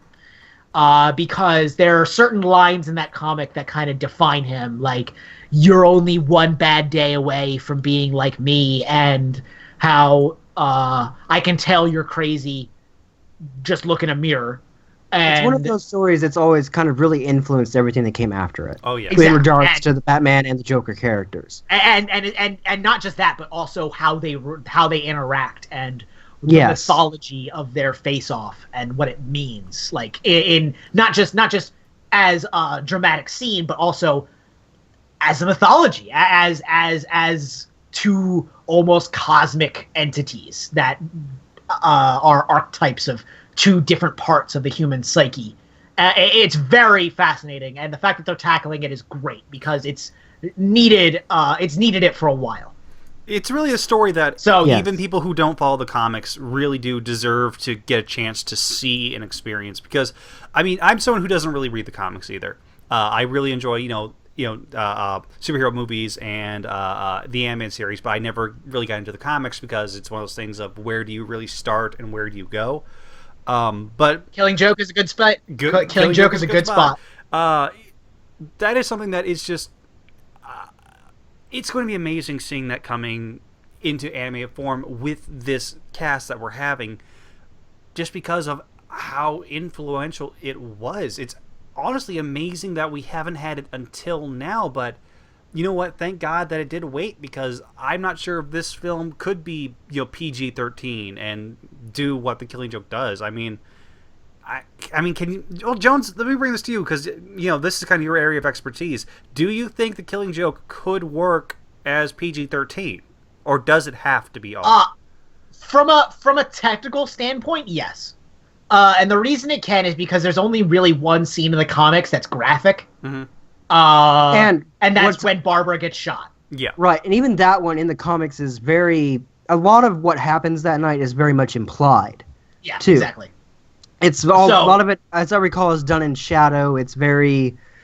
It's meant to be very menacing. It's not gory. And that's kind of what makes it work, too, is the fact that we don't see everything that happens. So a lot of it's kind of left to your imagination. And then you're kind of left thinking, well, you got this complete psychopath and this girl, and it's like your head just can fill in those blank pages so much better than any comic. Well, that's the thing. That's a state of contention with the story, is whether or not he did anything. Well, I'm not even saying like that. I'm just saying, he could have just beaten her or done something completely crazy or weird that the Joker could do. I'm not even implying I'm just saying your mind is left to fill in the blank spaces. Yes, exactly. And it could be something even worse than that, is what I'm getting at. It's like, it's just, you don't know, and that's why it's scary. Exactly. The Joker could do anything. Let's be honest. However sick your mind can go, Joker probably has done something worse. Yes. Exactly. And that's the thing about The Killing Joke that's great, is that it's not just a milestone for the Joker, it's a milestone for Batgirl, because this is when she gets shot and she's crippled and becomes Oracle later on, and she was Oracle for years and years and years and years. And it's just so good we're handling this. But does it strictly need to be R-rated? No. Would I like it to be R-rated?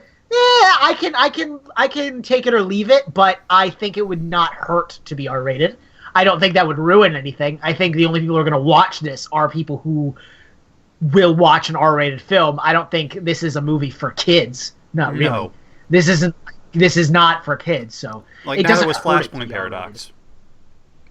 Not really, no. Although a kid could watch it and understand what was happening. I don't think that. Not to say that kids are stupid or anything, but this is not that story. Kids are a little stupid. They're a little stupid, but this is not. They're a little stupid. This is just putting kids on blast worldwide. Yeah, do that, kids. DeTooned. Hey, I've got 2 nieces I got to deal with all the time. I don't even want to hear it. Exactly. So they're tiny. You can hold them at arm's length. You ever fought like a 10-year-old girl, man? They bite. They don't fight fair. Remember, kids, go for the teeth. Anyway, so I don't think it strictly needs to be R-rated, but like I said, it wouldn't hurt to be R-rated. Mm-hmm.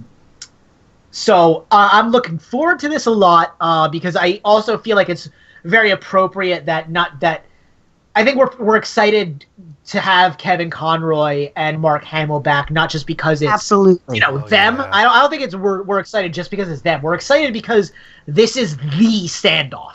This is the Batman versus Joker moment. I have a question for you, Gabe. Yeah, sure. And I was just reading an article about this recently, about how ambiguous the ending of The Killing Joke in the comics is. And I've seen the panels and everything, and about whether it's left up in the air, but it's strongly implied that Batman does in fact kill the Joker at the end. Some people like to think so, but that's one of those things where it fades to black. What could happen? Fucking Here's anything. The thing, is that one of the people that actually, I don't remember if it was the artist or the writer. Probably not the writer. Because Alan Moore hasn't said anything about it. I think it was, his name was Morrison. Don't quote me on that, I can't remember. Maybe, Grant Morrison, you mean? Yeah, it was him. And he was saying am I retarded? Is it not written by Alan Moore? What's wrong with me? I think it was co-written by, I think they did it together. Oh my god, am I stupid? Hold on. I've been wrong this entire time. I'm looking this up.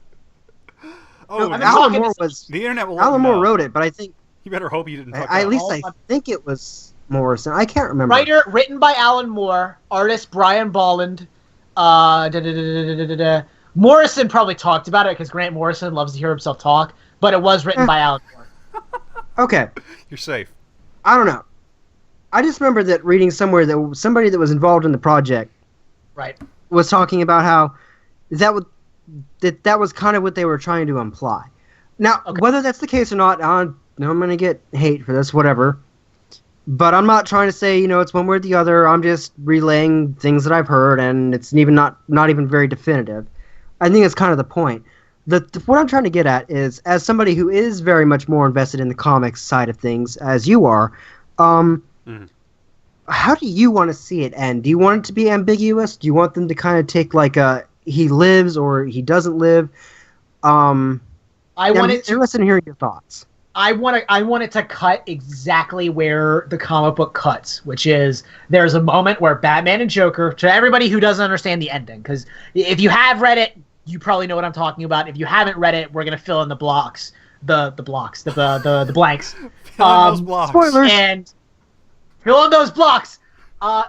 We're gonna talk about how at the end there is a moment where the Batman effectively apprehends the Joker, and they're alone together in a rainstorm, and a car is pulling up. It's either a police car or the Batmobile or whatever. And a car is pulling up, and they're illuminated in the headlights, and it's raining. It's like a big downpour. And the Joker tells Batman a joke about two lunatics who are trying to escape a an insane asylum. And it's supposed to be, summing up their relationship. And there's a moment where Batman finally cracks his, famous stony, serious face and laughs at the joke. And they're laughing together in the rain. And the shot kind of starts to zoom away from them. And eventually it falls quiet. And it just focuses on the rain hitting a puddle. And I want it, and you're meant to, that's what I want. I want it to cut with the rain. That's what I want. I want it to cut with the quiet and the rain, and you're just left to absorb the story that you just experienced. I don't take it one way or another. I don't think it's trying to make a statement about, where that's going to end, because I also think the overarching theme of that story is that Batman is trying to take the Joker down and prove that his way of doing things works. There's a whole subplot where Joker kidnaps Commissioner Gordon and tries to drive him insane and show Gordon, his side of the world and why, all the stuff we believe in is complete bullshit. There's a great line in the comic where the Joker talks about how, do you know what actually started World War II? And he said, it was an argument over how many telegraph poles Germany owed its war debtors. And he just laughs at that, and he's like, can you imagine it? That, the world comes apart over something so absurd and stupid. Which is that's the Joker. Alley. Exactly, that's his whole thing. Batman's kind of on the other side of that with Gordon, trying to reach out, and I think that's how it starts, too. It's like Batman's going to Arkham, because he wants to sit down, because he realizes that at the end of the day, either he's got to kill the Joker, or the Joker's going to kill him. Yeah, that's how it opens. Yeah. Right, and he wants to sit down with him, and he wants to talk to him and try and have one conversation with him where he's like, look, you can still come back from this, and I will be here to help you. And that's how it ends, is Batman's trying to explain to him, look, it's not too late. Even after everything you've done to the city, to Barbara, to me, I am still willing to show you that my way can work. Exactly, and that's the thing that separates Batman from, the Punisher. Right, and the Joker, I think it's the one sane conversation they've ever had, where the Joker actually, he's not laughing, he's just standing there, and he listens, and you can tell he's actually thinking about it. Right. And then he just kind of sadly just says, I can't. Right.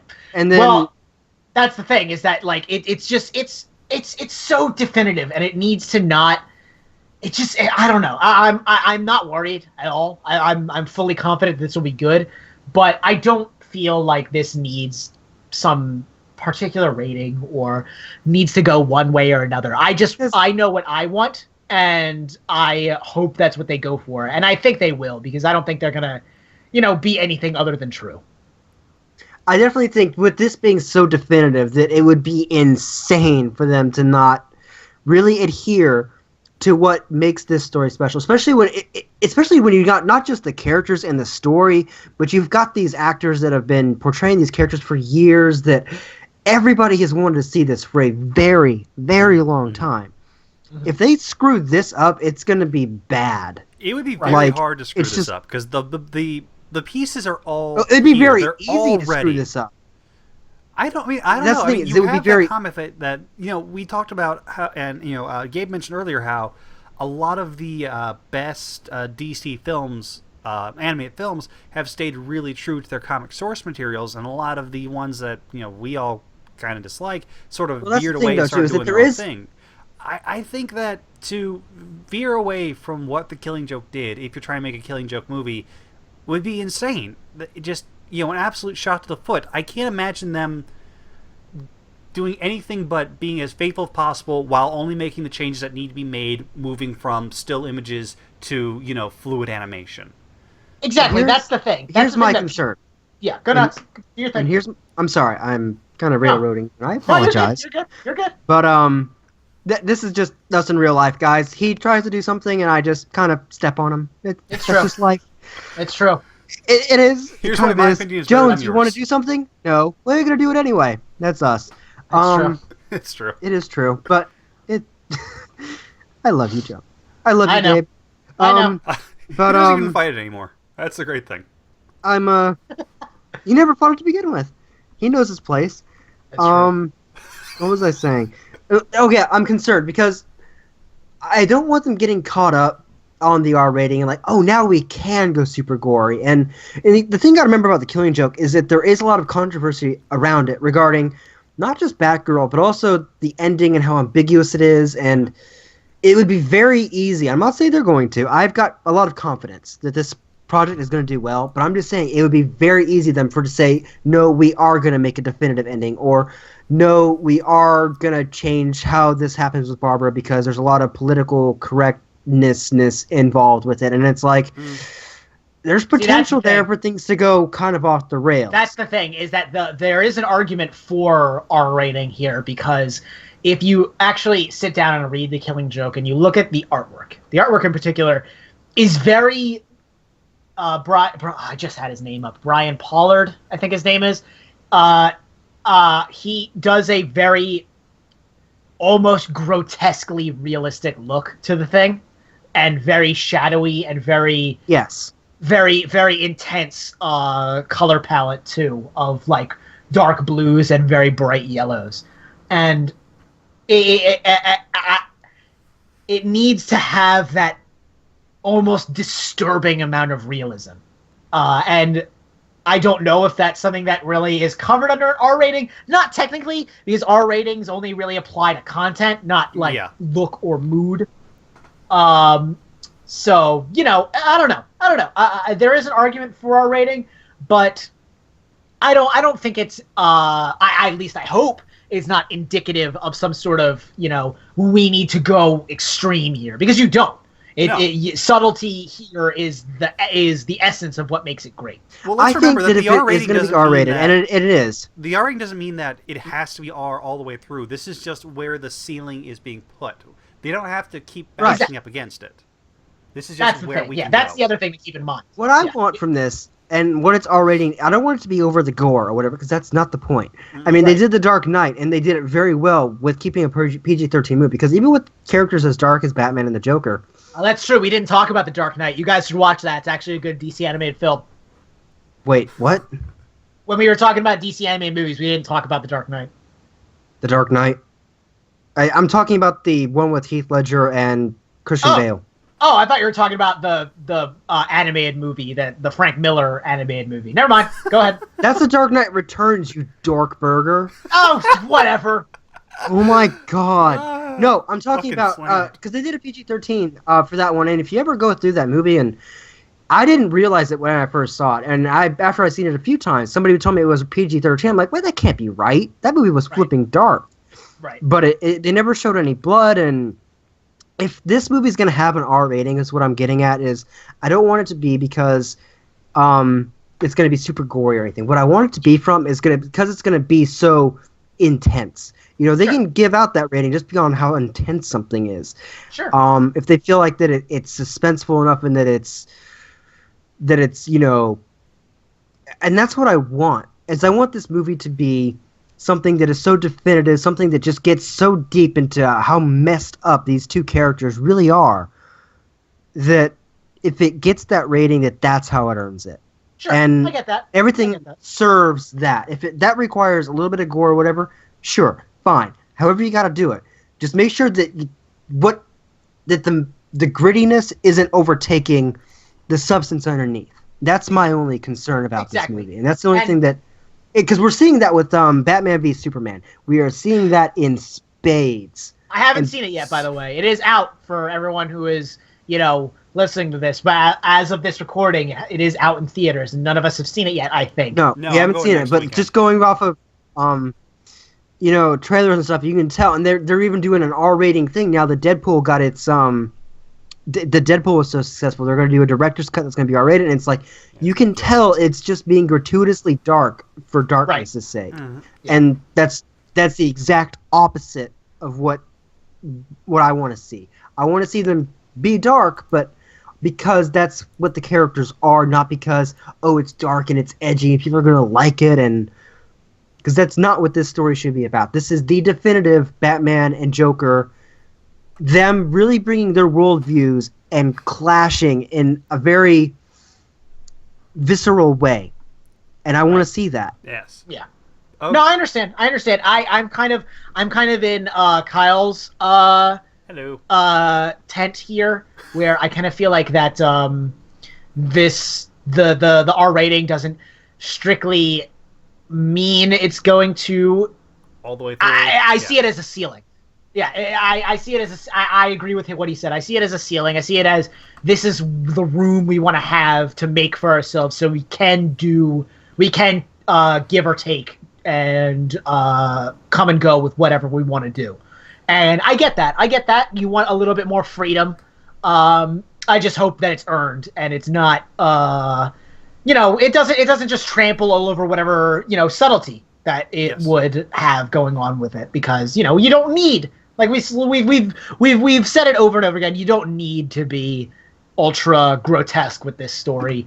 You just need to have that sort of feel of intensity and gravitas. And that is hopefully what it will do. I mean, I think that's what we're all hoping for, is that The Killing Joke as a animated feature film will hit that same point that the comic book, which was, how long ago was that made, Jones? Do you remember off the top of your head, Gabe, when that was? I think it was made in '88. Hold on. Is that right? This was published in March of 1988. So for I was right. I remember something. Yeah, very good. The something that was made in 1988 and still, I mean, something that we can still be this excited about today. They have a lot to live up to, but I think, they're going to definitely make that mark.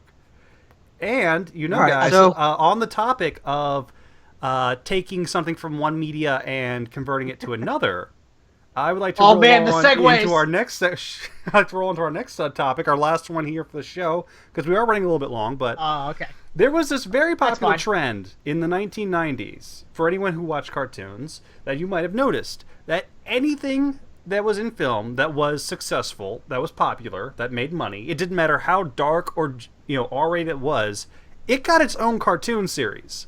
Such examples include Godzilla, The Mask, RoboCop, Jumanji, Beetlejuice, Men in Black, Ghostbusters, James Bond, The Mighty Ducks, Ace Ventura, Back to the Future, Aladdin, Hercules, The Little Mermaid, and the list just never ever ends. So, the question I want to pose here... That Conan show is really good. Yes, it was. The question I think Bill and Ted Excellent Adventure also had one. But the question I want to ask is, what modern day film or film series do you guys think should have its own animated spin-off? I've got one. Go ahead. And I don't know how you guys are going to react to this. I'm excited to hear what this is. Okay, so do you guys remember the Animatrix? Yes, I Yes, do. I do. And then I okay, actually so think it was underrated. it was actually very interesting. And then they also did one for Halo called Halo Legends. I don't know if you guys ever saw that one, but same basic principle. They got a bunch of different studios and animators to come together, and they did like little shorts, right? Right. That Yep. fed into this universe, and they each had a different style. Some of them were funny, some of them were very dour and serious, and they all had like different themes to them. Some of them were better than others. What I would like to see is for them to do something like that again, but I'd like for them to do it with Game of Thrones. And the reason Oh, you son of a bitch! You stole mine. did I steal yours? You I'm so stole sorry. mine. Secret, I'm not that sorry. Damn it! But because and Jones, you can help me out here then I because will. I will Okay, back you up because because I you thought know- about this a lot. you know the Oh my lore God. a lot better than I do. He's read all the books. I've just seen the show. I know I'm terrible. Blah blah blah. Whatever. And so he knows, and he's a complete super mega dork. So he knows like who like Sir Arthur Dane's great great grandfather was, and I'm like, okay, Hey man, yeah, Arthur Dane was the greatest knight in the history. he of the was. Seven I just don't know Kingdoms. who was like. I can't trace back his family tree, man. I not like you. That's So, that's not but, like, gay. because That's Game of our Thrones- other friend Red who made that entire freaking lineage tree Oh timeline yes, thing. Well, he Chris. Red yeah. also reads spreadsheets for a living, so he's just a complete psychopath. Yeah, they're talking about That's our true. friend Chris. He's a very He's a special peculiar child. individual. Yeah. He's not special. He's just really weird. Love you. Okay, but seriously, Okay. what was I saying? So right, because why there would is so Game of much Thrones? lore. Why should that be an animated cartoon? Right, because I think because there's so many different stories in the background that we don't see that you could do a lot of interesting ones. Like for one instance, you could do one little segment on Viserys, like or not Viserys. I'm sorry. Oh Daenerys. God. The spider. Varys. Varys. Yes, him. Littlefinger. Yeah, Varys. Like him growing up. He has a very interesting story, and we get to hear about it a little bit, but we never really delve into it. You could do a whole thing where we get to see where it is he comes from and how he became the person that he is. You could do stuff like from the Great War. You know, you could do some really stylized stuff with these dragons coming down and just laying waste to armies. Do something very the Second Renaissance, like from the Animatrix. You could do something about Bronn the Builder, the guy that I believe built the wall. He built a or- lot of stuff, but yes, he built the yes, right. You could do a lot of stuff regarding He like did other stuff too, again, you know. like- He didn't just make a wall. right. Or speaking wall. of He built the Winterfell. the second, yeah, I was gonna say like the Second Renaissance. Again, you could do something like that regarding the wall. Regarding Winterfell, regarding the history of the Seven Kingdoms. You could do some more slice of life stuff. You could do. So I mean, There's it just so sounds many like you're kind of talking like a possibilities prequel If they- series, if like something they- that came before. If they, It could be prequels. It could Well- also be stuff that's going on along the side too that we're not seeing about. Though the books and the movie do a pretty good job of really kind of bringing all that together, so that we're not really missing any one aspect of anything. But I think it would work really well as like a prequel, as a series of prequels that really extend the world, because we hear about all this stuff that happened in the past and all these characters, but we never get to see like Aemon, right? Aemon Targaryen, like his whole story about why he turned away the crown and all of that. yeah. You could do a lot of stuff that really gets into the history of the Targaryens, his story. There's a lot of interesting characters, and a lot of the stuff that they go through is implied. And it's ripe for exploration. You could get all kinds of really different animators to come in and really dig into like these not just like pseudo-European style, but like the different parts of the world. Like if you do Varys and his whole thing, you could do some really cool stuff that harkens back to like some Eastern inspired stuff, because a lot of that's based on like Egypt and Persia and just Asia in general, and you could do some really cool stuff with the art style. I've thought about this, and it's just Clearly. there's a lot of potential there for really Okay. cool visuals, really cool stories, and really fleshing out the world of Westeros and I just think it'd be criminal not to explore it and give it some really cool style. I am absolutely 100% on board with you for this. And my big thing, though, that made me want to pick Game of Thrones is that I like the show a lot. I really do. I will continue to watch it. I've watched all of it. I read the books, all that jazz. My big thing with the show, though, is that it falls prey to the HBO formula, which is we have a lot of ground to cover with our plots, so we're just going to slap exposition so you understand these characters, and in order to keep your interest, we're just going to throw sex at you. Exactly. And that is a big, big hindrance for this show, in my opinion, because it just... Like, okay, it did coin the term sex position. Let's be honest. It did make a new word. Exactly. Yeah, it's true. And that's fine. But like, and Westeros, obviously the books don't pull their punches with violence and sex and all that stuff, and that's fine. And I'm not asking for the animated series to pull its punches at all. In fact, I'm not asking for it to pull its punches in the slightest bit. Do whatever you want. I think if this was animated and it was animated for adults, I think this would be perfect, because not only would you be able to get away from the HBO formula. Because it's just being made by HBO and that's how they make things. I think if you did this as an animated series, not only that, you'd actually make the characters more true to the books. For instance, Daenerys in the show is wildly different from Daenerys in the books.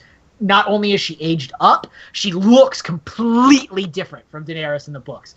Daenerys in the books, and the Targaryens in general, they don't look like normal people even a little bit.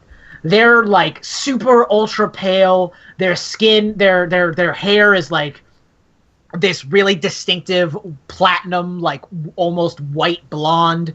They have really intense violet eyes. They don't look like normal people in the slightest bit. And fucking Daenerys in the show is an actress in a wig. Like it bothers me. It really does. And it doesn't bother me that as much as it bothers you. Everything bothers me. Gabe up the wall. Everything about her just makes Gabe lose his mind. Because most things make him lose his mind, and it's arguable if he ever had one to begin with. But like, there's so many minute things that the show changes because it made concessions to be a live action show that kind of take away from the richness of the setting. Like all the parts in Geese when she's going around conquering the slave cities. They changed the look of all of those places to make room for your budget. You don't need to do that with an animated series. You do not need to take away the cultural richness of all these places that George R.R. Martin invented with his own, skill at world building, and just toss that aside because you can't afford nicer costumes. Like it's just one of those things that I really feel like that the show of Game of Thrones is limited by its medium and needs to break free of that and deserves maybe a little bit better. Although I love all the actors, I love what they do. I think they're doing the best they possibly can do, and I think it's still a good show. I feel like if it got rid of that last limitation of being a live action show, I think it would excel. I think it would be just amazing. I think it would be fantastic. I really do.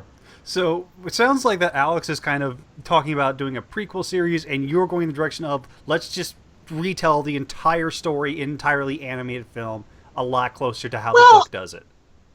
I would do it true to the books, where I would do the books as they are. I would just make that into a animated series, and I wouldn't be concerned with length because people are going to watch it anyway. I disagree with that immensely, because with animation, you absolutely have to be concerned about length. Because it is very expensive to do animation. It's a lot. It just less you have to expensive really than some pick of your these battles, actors' which salaries. is why I really think that if you're going to do this, it needs to be like a feature length long, just a series of small short stories, each done in different styles that would really kind of flesh out parts of the world, but not really in a very... I don't want to like a whole animated series kind of thing. I want to be very clear about that. Just a few short stories about characters. Sure. I would absolutely... I would absolutely love if they did like an animated short about Sir Duncan or any of like the other stories you don't know from the show. But for me, I would love to see an actual animated series just because I feel like a lot of the greatness of the setting gets robbed just because of limitations.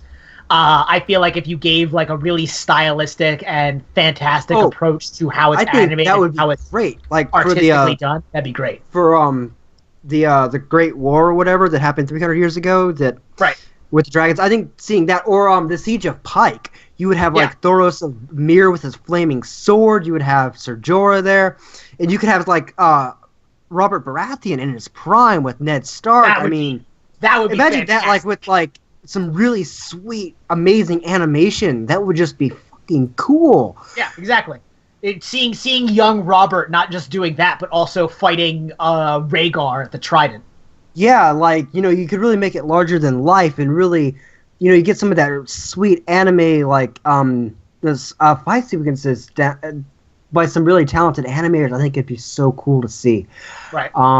And you could even do a few more atmospheric pieces, too. Like, I remember the Animatrix had one that was very noir, and you could, like I said before, you could do some ones that really tap into, like, these different cultures, bring in different art styles. And you want to talk about noir, nothing's more noir than The Wall. Yeah, like, you could do something, like, regarding, like, the Black Cloaks, Night's Watch, that really kind of either gets into their history or some of the characters there, or you could even do something that runs concurrent, regarding Jon Snow or anyone else up there. And there's just a lot of potential. I agree, and I think it's also one of those things where if we did an animated series or just animated shorts of Game of Thrones, either or, I would love a series, but I think the vision in my head is a little maybe too ambitious. But I think not just would we get all this stuff, we would see locations you'd never see on a TV show. We would get to see Casterly Rock. We would get to see, we would get to see Harrenhal beyond just a bunch of styrofoam ruins. Like it would be, like, I mean, I'm not gonna shit on the show because I like the show, but it is limited, and you're trying to portray a fantasy setting, and there are certain things you're not gonna nail 100%.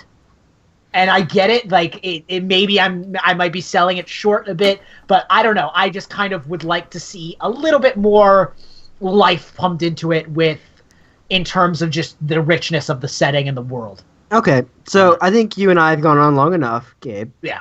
Kyle. Kyle, go nuts. All right. He's still a thing here, and he has things to say. I want you to close your eyes, and I want you to envision a world. Oh, okay. Here we go. Crime has gone rampant. There's rioting in the streets. The police are useless to stop them. There is only one team that can come together to save the world. And Power they Rangers? are Fast and Furious, the Road Warriors. Fuck off. I kind of wanted the Power Rangers, but I mean, I guess we could take that. No, get fuck out. you. Go. Get out. No, fuck you. I'm kicking you off your own show. No, fuck you. The Fast and the Furious, the Road Warriors. I am taking a series that is basically already a cartoon, and I'm doing what it doesn't have the balls to do. I am just making it an animated series. Every episode, there's a new bad guy. They're stealing something. Maybe it's a train full of gold. Maybe it's a super weapon. Who knows? Only Dom and his team, with their superpowered cars that turn into weapons, can they fight crime and save the world and jump from building to building and fall hundreds of feet and never die. Kyle, they are immortal. Kyle, I need to know one thing. Yes. Are we going to have Vin Diesel and The Rock and everybody voicing their characters? Yeah, we're going to have Vin Diesel and The Rock. Ideal world. I'm on board. Let's do it. Sounds legit. Let's go. They're gonna fine. Let's do it. Fine. I can't fight come this. on. I just think it's hilarious. I just think it's hilarious. You're going for like full SWAT cats and street sharks. Oh my God! That is exactly what it is. This is the 1990s distilled into its purest liquid form. That is what the Fast and the Furious series is. And I'm just making it cell shaded. Okay, basically, that's fair. Throw an animation filter over the movies. My job is done. That's pretty good. That sounds amazing. Dude, what I'm thinking of when I imagined when I'm at you, Rip will probably know what I'm talking about. Alex will probably know what I'm talking about. You remember all those concept art we saw of Dragon Age Inquisition, and from the guy who did the Mass Effect 2 art book, whose name I completely forget. Oh, I know what you're talking about.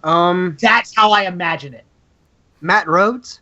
Yeah, Matt Rhodes. I imagine it in the style of Matt Rhodes. Like an entire animated series that looks like that. Everybody looks really super angular, and like everybody has like darker than normal noses. Yeah. No! Eh. I was having a talk about that, I think, with Chris the other day. I like Matt Rhodes. I thought he did good concept art. And I imagine something very dark, very like not afraid to be gritty animated series. You know what I want? Like kind of the animation style I want is going to be kind of like it's really hard to find like a not cartoony version of it. I'd like to see them do something like the original Transformers though. Where everything's like really 80s, really blocky, really like everything's like G.I. Joe. I totally understand. Yeah, I totally understand. G.I. Joe's the perfect one. That'd be cool. There's a lot of bright colors. I imagine and harken back to that like 80s style of animation. Like I imagine Kyle's show as being like fucking clown shoes, like fucking just complete ridiculousness that just.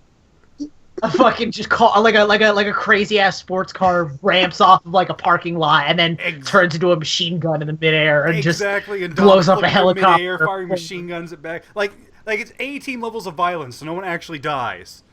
We bring Paul Walker back as a ghost. Paul Walker, Paul Walker doesn't have to be dead anymore. You just gotta find something like. Oh my god, that's terrible, and I kind of want to see it, but you guys are still terrible people. Oh my god. That's not up for debate. This isn't about being ethical. This is animation. This is Hollywood here. I think, silliness aside, I think this could actually be a really fun, something that you could see on like an Adult Swim or something. I mean, yeah, honestly, you cannot tell me. I think that'd be if really Fast cool. and the Furious had come out in the 1990s, you cannot tell me it would not have gotten an animated spin-off. If fucking totally would have. I totally believe that, and I totally believe it wouldn't be anything like the movies, and it would be even more absurd. It would be like a season and a half, and it would have been canceled. It would have taken refuge in its own audacity. Exactly. A good example of what I think this thing would look like? You guys remember Kung Fury, right? Yeah. Oh yeah. Remember the segment where he dies and he meets his spirit animal? Exactly. Like oh that. god, my tea almost came out of my nose. It would be perfect.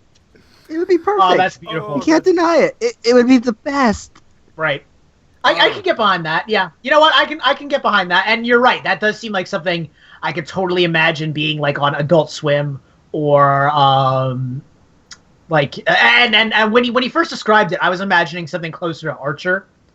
No, something closer to Street Sharks. I can.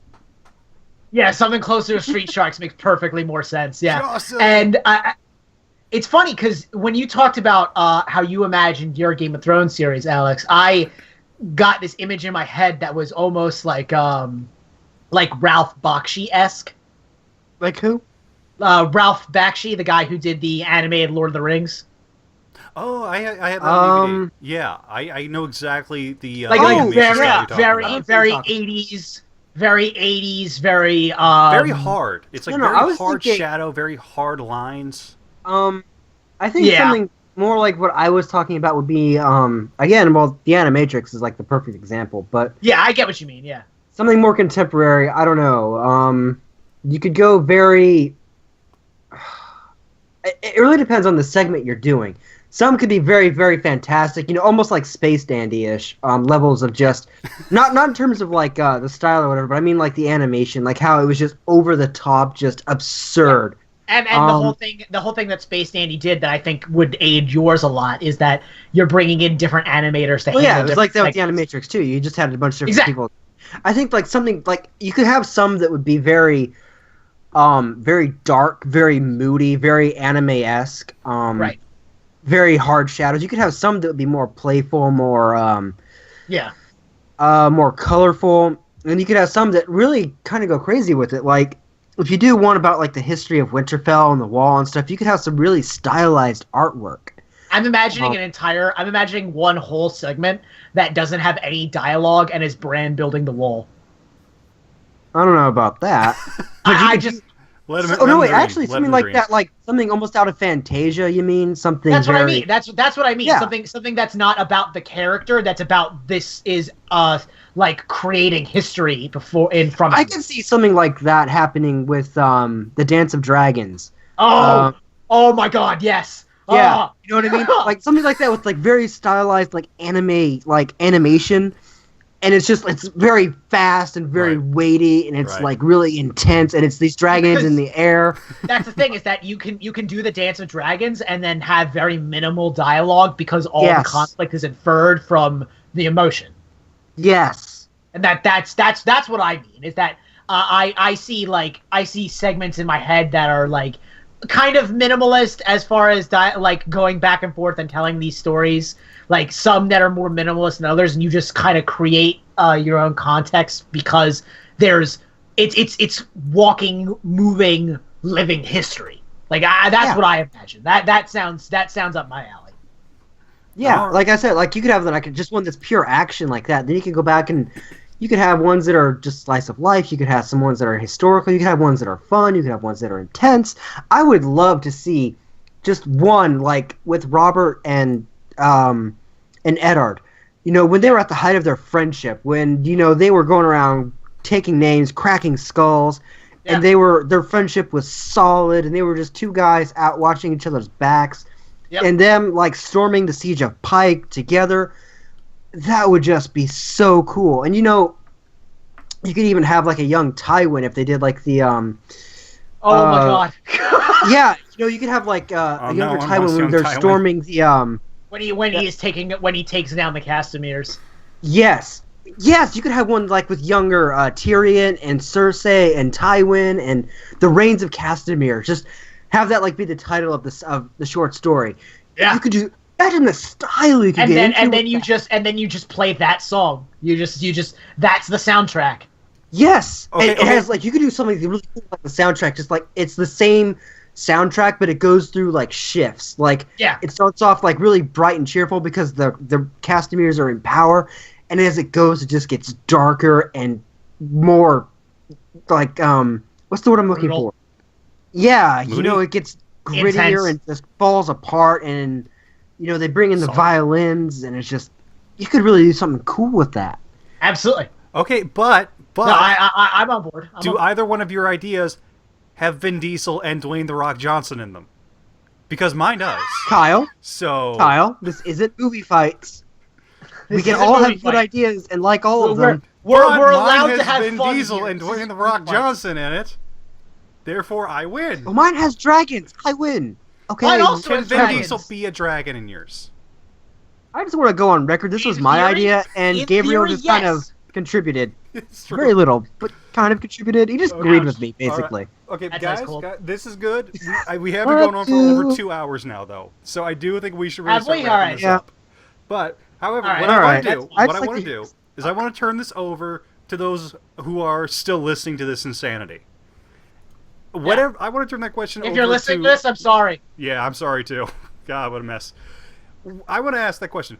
Listener, what do you think, what modern film or film series should be made into an animated or TV show? Series. Whatever you think. And hey, send us an email at DeTooned Podcast. That's DETOONED podcast at gmail.com. If you have any general comments or questions, go ahead and send them to that same email address. If we get some really good ones, episode 2, we might do a fan mailbag at the end of the episode, reading off some comments. That'd be cool. Absolutely, that'd be cool. I would love that. I think that'd be great. Hopefully we get something good. Yeah, absolutely. No, absolutely. Fun. And obviously if you have anything to say, you can leave a comment or, you know, contact us on the Twitter that doesn't exist yet.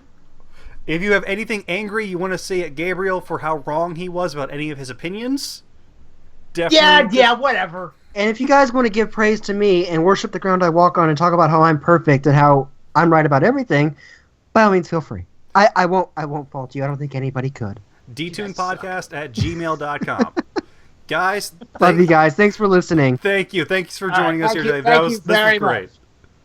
Bye, everybody. Yeah, absolutely. Take it easy, and we'll see you next time. Later. Fuckers.